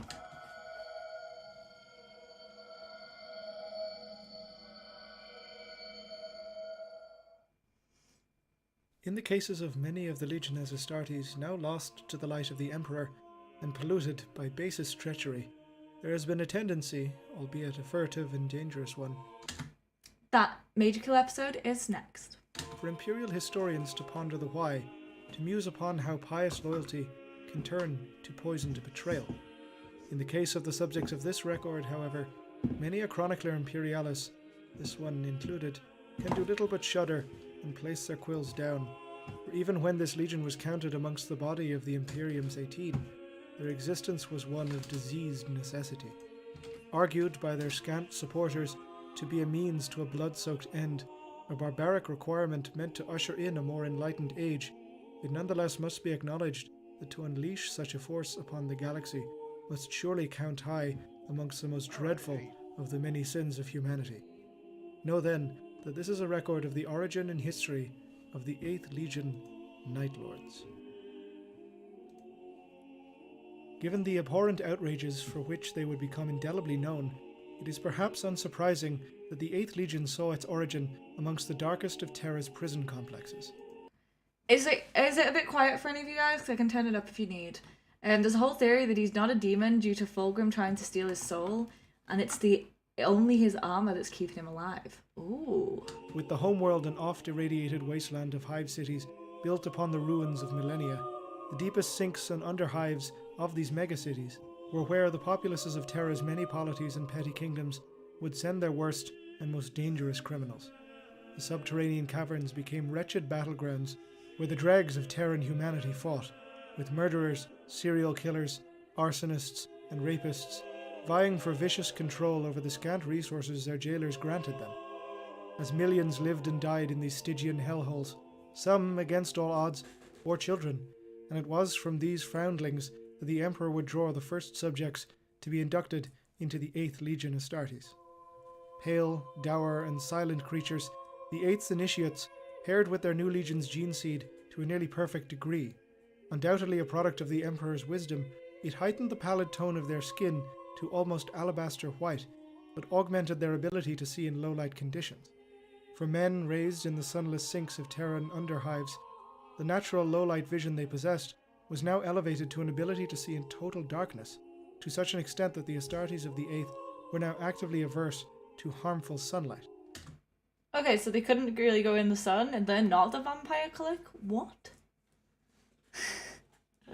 But it is cool, the vision in the dark. Requiring them to rely on their power armor in order to operate in daylight conditions. Because of this fickle gift, the 8th rapidly came to favor night engagements, walking in the darkness where their brother legions walked in the light. The Emperor set his new legion to their role in his unification wars almost immediately, and it would come to define their place in the crusade to come. Terra had many a regime that had bent the knee to the master of mankind simply out of expediency, to save themselves from annihilation, or simply because they believed the Emperor to be another inconsequential tyrant whose reign would be short-lived. Yeah, but vampires also turn into bats, so checkmate. Too short-sighted to realize the scope of the endeavor they had pledged themselves to, or indeed, the great and terrible import of the Emperor's law, some continued to flout imperial decree, illegally using psychic powers or psychic individuals, pursuing now proscribed knowledge and weaponry, or tampering with human genetic engineering. These crimes, knowingly committed, called not just for suppression, but severe reprisal, and for this, the 8th Legion found its calling. The price for defying the Lord of the Imperium demanded to be paid in blood, and the 8th Legion were humanity's nocturnal tallymen. Their methods, to some akin to the savage butchery meted out by the 12th Legion World Eaters, were altogether more sadistic. Premeditated slaughter designed to instill a crippling fear into their enemies. This penchant, and indeed desire, for calculated panic, though early learned, would go on to become the Legion's defining characteristic. As the Great Crusade left the homeworld, the headsmen of the 8th, blooded in the vitae of the recidivists of Terra, took to the stars, and to a dread reunion. To the benighted world of Nostromo, the Primarch Conrad Curze fell in a fiery arrival. For a few moments, the brightest thing in the sky of his new home, Curze, merely a foundling, found himself in the middle of a society riven with the most despicable corruption and suffering. Throughout the Age of Strife, Nostromo had, unlike most other human worlds, maintained a small local stellar presence thanks to its phenomenal mineral wealth. The world was rich in adamantine ore, and the humans of Nostromo dug deeply into their world to extract its precious veins. Adamantium brought to the barons and merchants of Nostromo fabulous wealth, but to most of the population it brought only misery. It has often been said, albeit perhaps apocryphally, that overpopulation was kept in check not by natural causes, but by suicide. The planet's skies were choked with the smog that the system's dying sun could barely scratch, and this, coupled with Nostromo's tidally locked orbit and the position of its moon Tenebor, Mirror, mirror, you best tell me that's real right now. You best tell me that's real right now. Straight up jacked adamantium from Marvel. Like, I thought that, to be fair. But mirror, mirror, you best tell me that's real. the world was shrouded in a perpetual night, even at noon on the highest of summer days. Life was cheap in the baroque, crumbling hive cities. Laws were irrelevant, for the ruling bodies that controlled their enforcement were utterly corrupt and venal. Murder was the currency of life. The existence of an Ostraman depended upon their quick wit, their skill with the blade, whom they knew and to whose gang they belonged. Gang culture pervaded the populace, formed in place of a proper civic structure. In the slums, they fought over territory and resources like predators, their miniature wars a thing of pure desperation. In the factorums and mining complexes, they were almost analogous to trade unions, industrial middlemen who would impress the wider populace into labour, more akin to slavery than anything else. Elsewhere in the higher hive stacks, the nobility pranced the night streets on hunts and vendettas, sporting garish outfits and indulging every hedonistic whim. An impressively intricate web of alliances, oaths, favours, and understandings, constantly shifting, wove its way through these gangs, all of whom would owe ultimate fealty to some gang baron or other. I'm so upset that you lied to me, Murmur. But that was funny to think for a moment. Ultimately, Nostromo could be characterized in this fashion as a neo-feudal society, albeit one built on the most truly heinous of pretenses.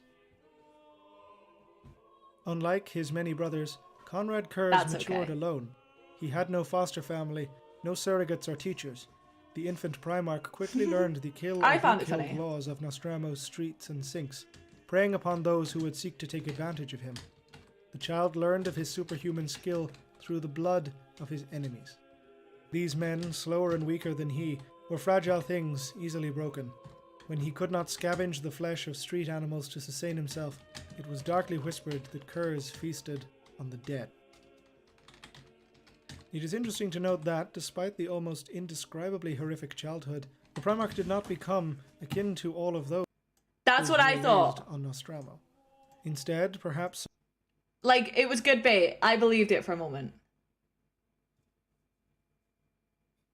From Greek mythology? Do you have more information about that, Ricky? I would love to hear it. Something of the Emperor's design asserted itself, for as he aged and matured rapidly, Curze began to enforce a form of justice upon the streets of Nostromo Quintus, the hive in which he had made his lair. Instead of becoming a simple murderer, Curze began killing with vengeful purpose and intent. The criminals of Nostromo Quintus began disappearing, to be found mutilated beyond all recognition. Flayed skin splayed across walls, severed heads leering from windowsills, disemboweled organs spelling out crude semblances of Nostraman sigil language. Soon, gangs and cartels vanished wholesale, in some cases leaving behind only a single survivor whose eyes had been brutally torn out, sobbing out the simple message, "I am coming for you." That's, like, so brutal, though. I am coming for you. Well, it could be sexual. Depends. Depends what legion it's coming from.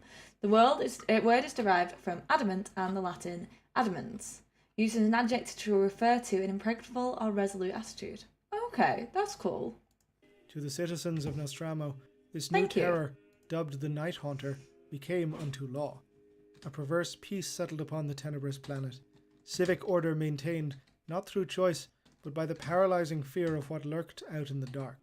Despite his unique upbringing, Conrad Curze did manage to do what almost all of his brothers had also accomplished, to become the ruler of his new home. It was almost a century after the Great Crusade had dusted off from the atomic wastes of Terra that the Emperor came to Nostromo, clad in, it was said, a light that blinded any who looked upon it.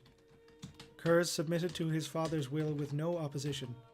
Some chroniclers point to the scant details of the latent psychic abilities within the Night Haunter, having shown him this meeting years before it happened.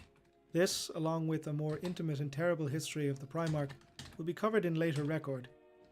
But it is known that when Curze was reunited with his legion, he oversaw an effectively seamless transition of leadership. Tutored not by his father, but by his brother, the 3rd Legion's Primarch Fulgrim, Curze rapidly digested the maxims of Astartes' Legion strategy as easily as he had learned the ways of the gutter. Whereas some Primarch reunions wrought extreme changes upon a legion, the 8th barely changed. To the scions of the Terran prisons, their fatalistic Nostraman brothers were a dark kin, merely separated by stellar distance. Both were raised in lightless places, both shunned the sun in favor of the night, and all were possessed of a cynical, defeatist, and black and white view of both human nature and the galaxy at large. The Legion continued operating almost as if one of the most momentous events in its history had simply not occurred. However, it marked the beginning of the 8th's descent into deepest malignancy. Shock System, welcome in! Quite a few people have been skinned alive. Voldemort told us a very demonic bedtime story, and all the Primarchs to be close to Curze were close to Fulgrim. I think it says a lot. But you haven't missed all of it. There is still some yet to come. We've got 2 more videos after this. And don't worry, I'll be back next week with how Guilliman returned. Unless there's new votes, it's going to be changing. The emo kids stick together. Hey, listen. How can you not be not like anyone else if you're not like a group of people who are also not like everyone else?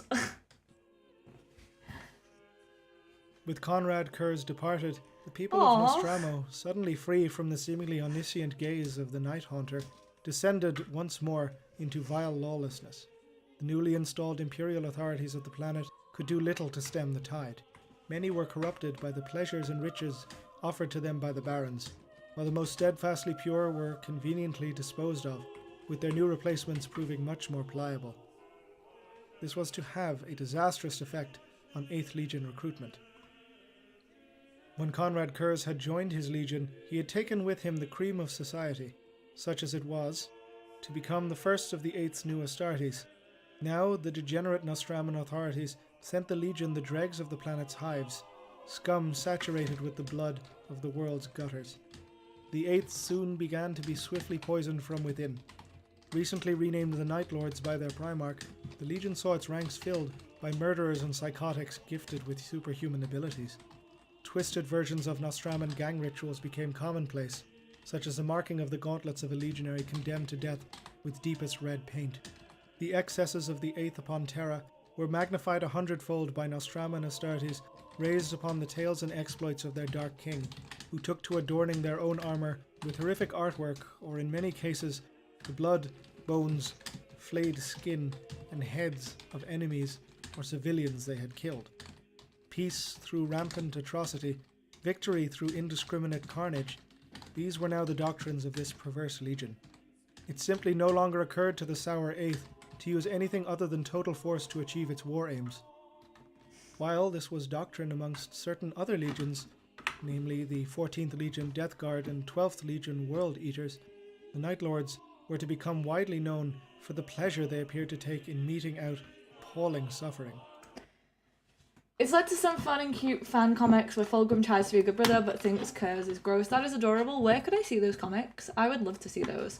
I think if Conrad was assigned to Sanguinius instead of Fulgrim and spoke about his visions, things would be very different.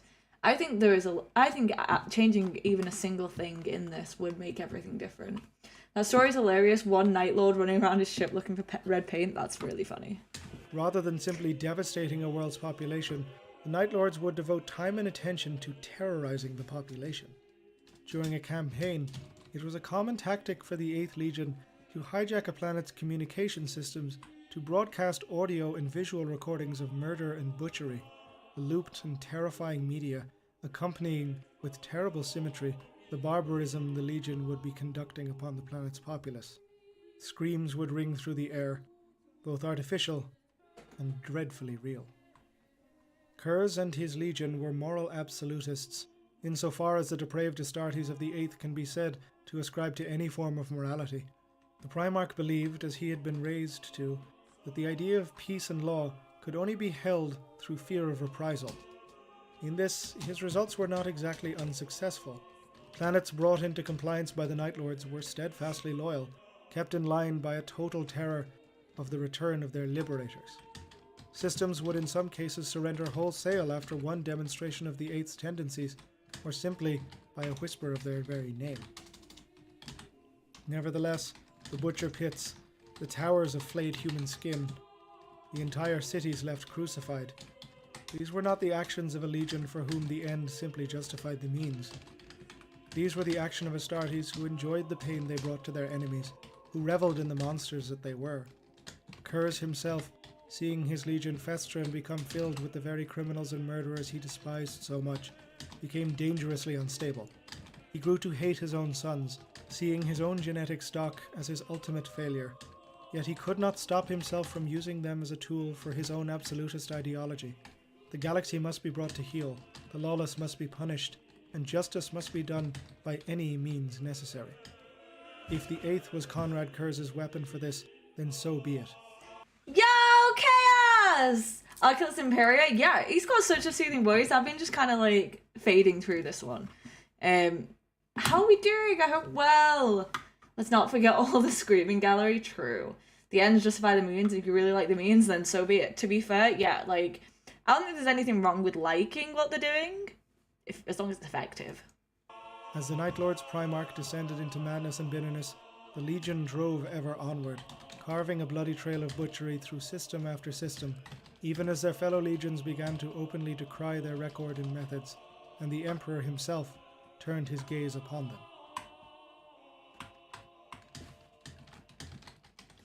And that is the end of this video. We're going to be moving on to MajorKill, and we've also got, finally... Oh.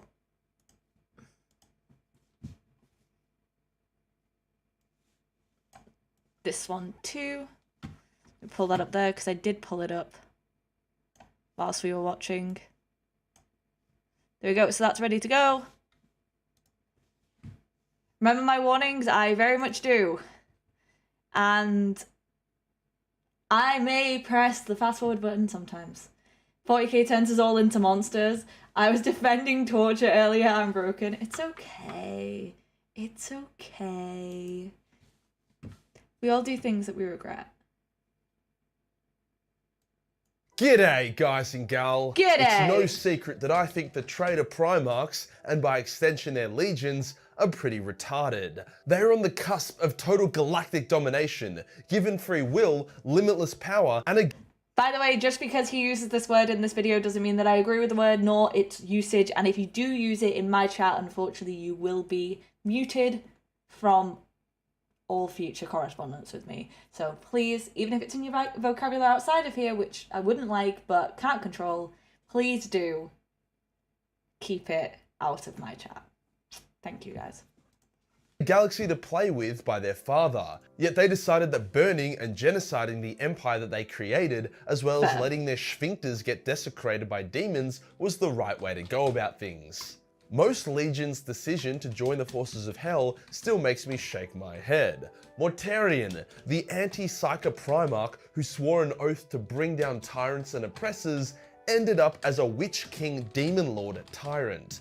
Fulgrim went from the Emperor's #1 simp to an Imperium-hating junkie after like one conversation with Horus. However, the one legion that has genuinely had a lot of logic in betraying the Imperium was the Night Lords. They served with distinction during the Great Crusade, but they were insulted for their methods and isolated due to their Primarch's eccentric personality. It's no wonder they were like, alright, eat my dick, and turned on the Emperor. Alright. I just finished the Night Lords Omnibus, which really gives good insight into the logic, culture, and mentality of the Night Lords, and I must say, I've gained a newfound respect for them. I'd go as far as to say that they are now my favourite Traitor Legion, and by the end of this video, I reckon they'll be yours too. Today we'll go over why the Night Lords Legion are actually dope as hell and don't get the respect they deserve. I'll go over why they're so effective, why their betrayal of the Imperium was the most justified, as well as other stuff like their really cool armor design. I will talk a bit about Conrad, but he is a bit of a cooker, so most of the praise in this video will go to his sons, who despite their father being an absolute crackhead, still managed to turn out somewhat okay.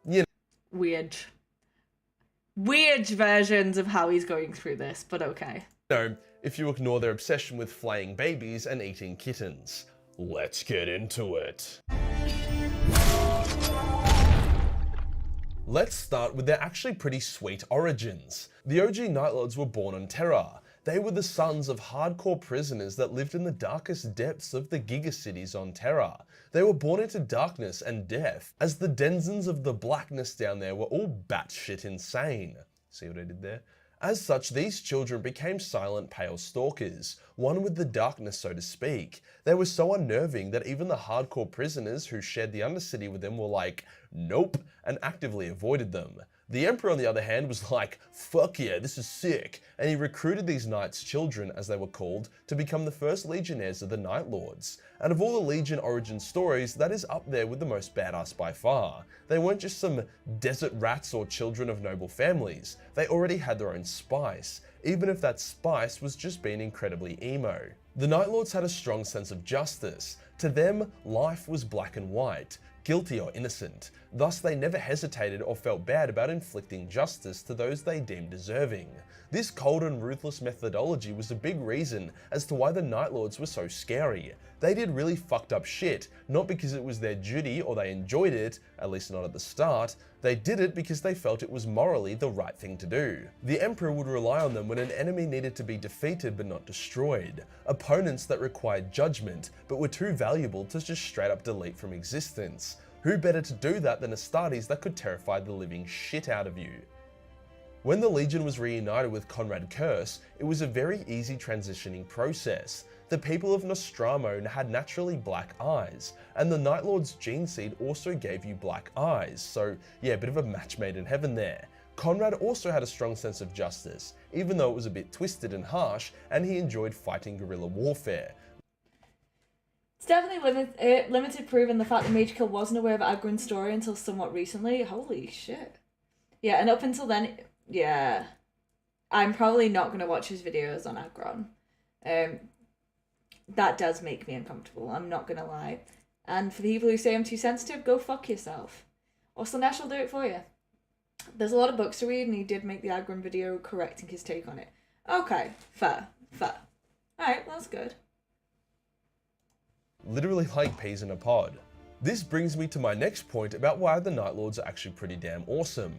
During the Great Crusade, they relied on terror and war crimes to achieve imperial compliance against newly rediscovered human worlds. This doesn't sound that awesome until you realize that a terrified human is still a living human. The Night Lords inflicted the least amount of casualties and death out of all the legions during the Great Crusade because they were so good at scaring everyone into obedience. What's worse? Killing 1 million soldiers, then blowing up a populated city to force an enemy to surrender, or flaying alive 1,000 soldiers, placing their still living bodies around a city, and then broadcasting the sounds of 100 noble innocent children getting tortured to death around the entire world. Well, I trust you guys when you make suggestions to understand what would make me comfortable, because obviously it is important that I'm comfortable, because, you know, we're all homies, you know? And I know that I wouldn't want to make any of you uncomfortable, and I assume you wouldn't do the same to me, because I trust you guys and I appreciate you guys. So anything you send me, I trust you guys had vetted fairly well. Causing the soldiers to surrender and the planet to give up. The first option incurs 1,000 times more death, trillions of dollars in destruction, and a world and population in need of rebuilding. The second option leaves the world's population and infrastructure intact with a very quelled and obedient world. Option 1 was regularly performed by legions like the Salamanders, the Blood Angels, and even the Ultramarines, noble legions who looked down on the Night Lords and their methods of war. You can probably begin to see why the Night Lords were so fucking pissed at everyone. When Imperial worlds revolted halfway through the Great Crusade, they would instantly surrender and apologize if they heard the Night Lords were coming for them, yet they would fight against an Imperial Fist invasion, suffering countless deaths and planetary damage. From a logical standpoint, the Night Lord's method is better, and even from an ethical standpoint, the Night Lord's method is still better. Is making more expansive videos when you know more about a topic necessarily a bad thing? No, definitely not. The other legions were very hypocritical in judging them for this, thinking the Night Lords as savages, whilst they themselves killed millions from orbit. Whilst the Night Lord Legion was initially solid, their Primarch and his attitude was very flawed. Conrad believed that total fear would equal to total control and harmony, which, you know, wasn't wrong. However, that system meant that as soon as total fear vanished, chaos and lawlessness would follow. When he left his pacified homeworld of Nostromo to lead his legion, it descended back into anarchy, as he was the only one holding it together.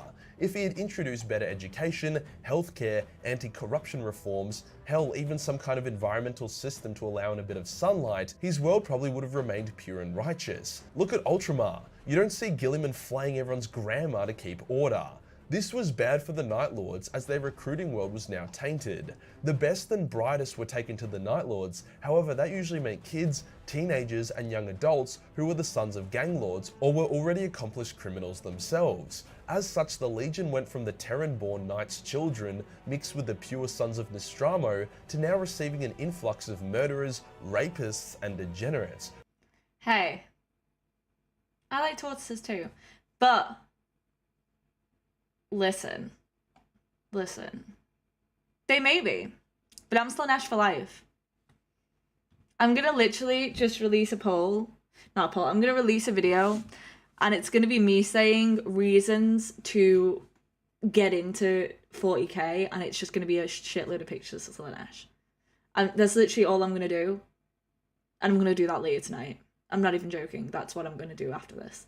I'm gonna make a video that says reasons to get into, and then it's just gonna be that.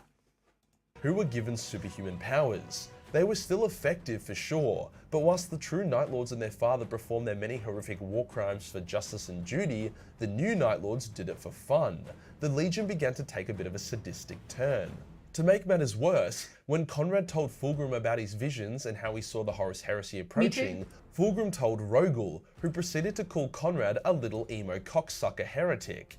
Conrad then had a fit and nearly killed Dawn, resulting in him getting thrown in jail. He escaped with his Legion and fled into deep space. To try atone for his now corrupted Legion and stem the poison, Conrad and his sons blew up their own homeworld of Nostromo. That was Imagine just like straight up destroying your old homeworld, your own homeworld. Like, I get it, but like, just like for a moment, think about how that like actually is affected. Like, you just straight up just nerf your own homeworld. was actually a pretty admirable move. In Nostromo, they had a ton of resources, endless recruits, and a base of operation. However, they gave it all up to try cleanse themselves of their failures and maintain their original nobility. Nice. With the Imperium shunning and looking down on them, half their Legion being genuine criminals and now being on the run from Rogel, it's absolutely no wonder that the Night Lords joined Horus and betrayed the Imperium. I'd actually be disappointed if they didn't by that point. They had complete and total justification for their actions. To make them even more badass, they rejected chaos. Their vengeance against the Imperium was pure and deliberate. They would not let it get corrupted and clouded by demonic forces like A few Traitor Primarchs did it. Angron, I think, Mortician did, or at least tried. That's fair. I like my soul too much to sell it out to Chaos. I don't like my soul enough to not give it to Chaos, because, like, yo, she's hot. most of the other Traitor Legions had. They saw chaotic taint as weakness, and they remained surprisingly pure throughout the Heresy and beyond. Night Lord Geneseed is said to be some of the most pure Geneseed out there, so there you go. I want to quickly note that Conrad was actually a pretty impressive Primarch, going up against and nearly triumphing against Guilliman, the Lion, Vulcan and Sanguinius in a 4v1 solo war. The Lion and Guilliman would have been dead if it wasn't for some very heavy plot armor. His ability to see the future with great detail made him a nightmare to fight against, easily. How good, like, be honest with me. How necessary do you think my soul is?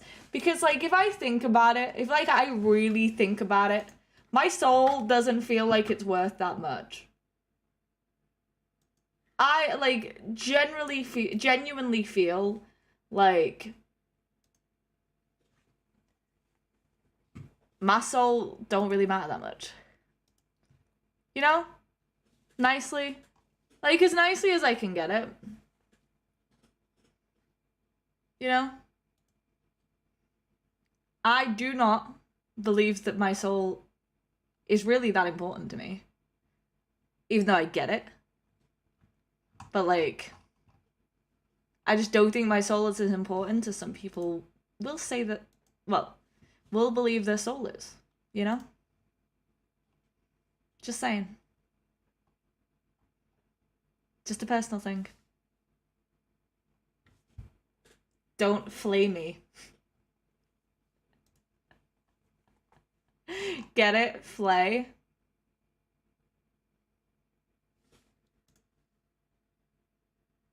I prefer to give my soul to Yevon. I don't know enough about them. If it didn't matter, the Chaos Gods wouldn't try and break into reality. Fair point.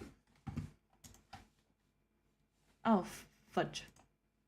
Putting him in the top 5 duelists out of all the Primarchs. The Night Lords did their best during the Heresy, got some wins, got their ass kicked a bit, then retreated to a world called Saguelsa to regroup. Now, despite their father's obviously slipping grip on reality, they loved him and they stayed by his side, even when he had part of their fortress turned into countless human bodies stuck together and kept alive through sorcery. Yeah, that was pretty weird and very questionable, but hey, at least they were fully committing to their villainous role. When other legions would have abandoned their Primarch, the Night Lords stayed by their father, being with him until his assisted suicide at the hands of an Imperial assassin. Despite all the shit they copped, they remained incredibly loyal sons. Then shit got even worse. The Ultramarines came for them, blowing up their fortress, killing most of the Legion, ruining most of their resources, and scattering the surviving Night Lords into the galaxy. From here, the Night Lord warbands maintained a lot of their nobility and will, time after time rejecting chaos and continuing their vengeance against the Imperium on their own terms. Don't get me wrong, a lot of Night Lords fell to chaos, but they were generally shunned and insulted by their brothers. They were also pretty rare compared to the corruption in literally every other Traitor Legion, bar maybe the Alpha Legion. The point I'm making here is that they have remained true to their ideals, no matter how questionable those original ideals might have been.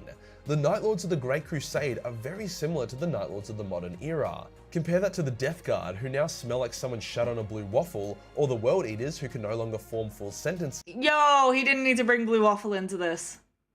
He didn't. Slanesh thinks souls are yummy. She can eat my soul. She can have it. She can have it. See, this is why I'm Zeno supremacist, Gork and Mork don't gotta worry about all this weirdness. This warp weirdness vibe. Oh!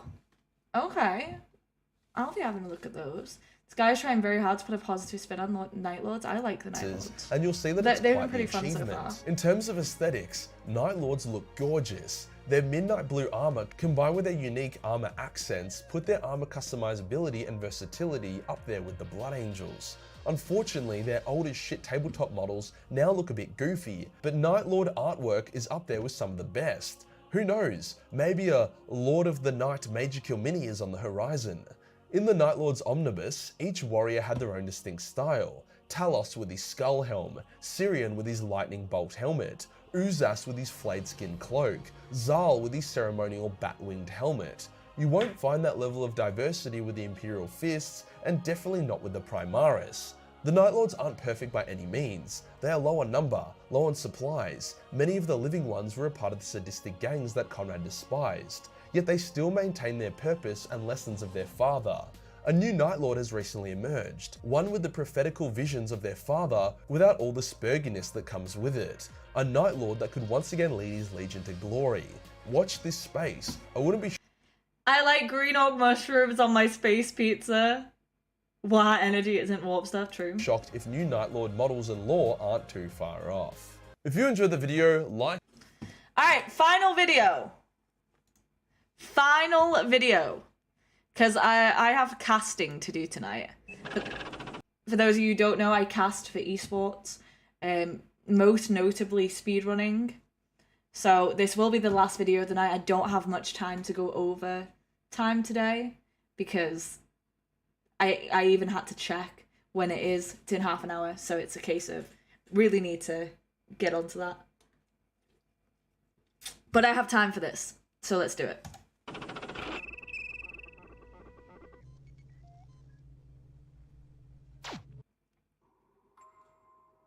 Jago, do you hear the other voices when you're awake? I hope not. Cannot be banished. I tried, and for a time I succeeded. To try damages the brain, the heart, and the soul. Okay. A child has the right to sound so knowledgeable about such things. No wonder you're in so much pain. I was willing to risk it, Altani. Those with a sixth sense among my brethren are hollow and bitter beings. I see. What is it that you wish to speak of? Who is the Prince of Crows? I am. It is what my brothers call me. A joke between my brothers and I. Crows feed on corpses, and I make a lot of corpses. The death of a world in a great eye, black and gold, watching Okay. it burn.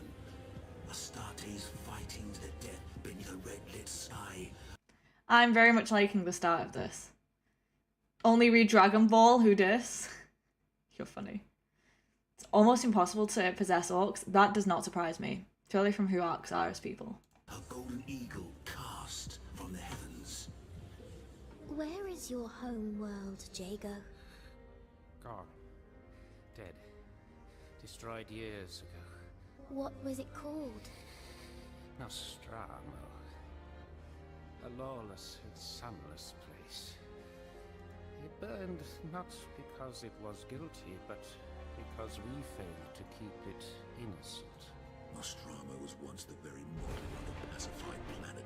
Its populace was kept compliant through fear of the harsh punishment I would mete out to any who broke my laws. And now we return to this! A murder every 11 seconds, a rape every 9 seconds, violent crimes increasing exponentially every month, suicide rates doubling every year. Within a decade, there will be nothing left of the ordered world I left behind. This is it, the ultimate proof that the Jago is servitor, by the way. Thank you for that clarification. Emperor's belief in the goodness of mankind is folly of the worst kind.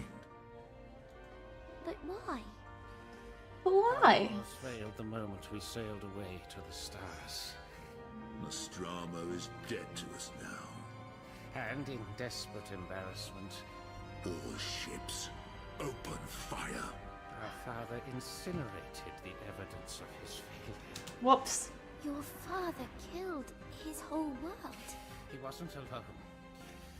Every one of our ships fired on our homeworld. I watched him give the order aboard the Nightfall. We rained death down upon the city of my birth. I take this burden of this evil upon myself, and I will not fear it, for I am fear incarnate. That's a vibe. Have you ever seen a world die, Altani? No, never. Oh, it's beautiful. Ah. I don't understand you. It is because I am the only simple man in a complicated galaxy. The lords of the night, they call us. The nobility in the darkness. That is where we were born to be. Now, the Imperium burns, and trillions die in the trenches of Horus's ambition, and the Murmur, you've just given me a flashback to a meeting with my manager last week who was like, well, you are a perfectionist. And I never felt so personally attacked. So I am personally attacked on Conrad's behalf too. the fires of the Emperor's hypocrisy. To the abyss with them. I spit on them both. Jago, whose side are you on? I am not on anyone's side. I am not a soldier. I'm gonna start over. To a master. I am justice. I am judgment. I am punishment. That isn't what you are. It's what you wish you were. What you should have been. Okay. I'm not on trial here. But who do you I am not on trial here. Well, maybe you should be, Servitor. judge now? Who do you punish? Ooh. You used to try It's to. interesting. I think I know why you stopped. You think you deserve to be here. This is justice for all the things you've done. So you sit alone in the dark while your brain rots inside your skull, accepting it as your execution. Who are you? Listen to yourself, Jago. Unable to feel gratitude without suspicion. Unable to even understand why someone would help another soul in pain. Always thinking of yourself. Always judging yourself. You're a broken soul, Jago. Your home world has poisoned you. You've lost the right to judge anyone else. Hush now. They punished you, didn't they? Yes. And not for the first time. Who caught you? My overseer, the master of the choir and first voice. He sensed our contact. I thought I was careful enough. I agree. Death to the false emperor, and I love that he has a little girl as a best friend. On one hand, but logistically that terrifies me. There's no time. They're coming for you. No. There's no time. They're coming. No. Hold her fist. I am judgment. I am punishment. And I surrender. Jago, are you still alive?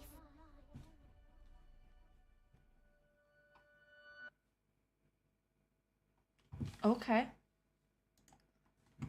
That was very cool. That was very, very cool.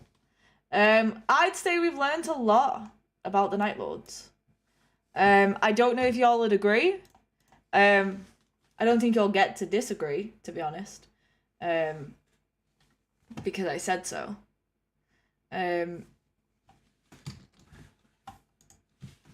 But I think that was a good lesson. I've realised I did something dumb, so give me 1 second. Let me go back to here, because I do want to say, very quickly,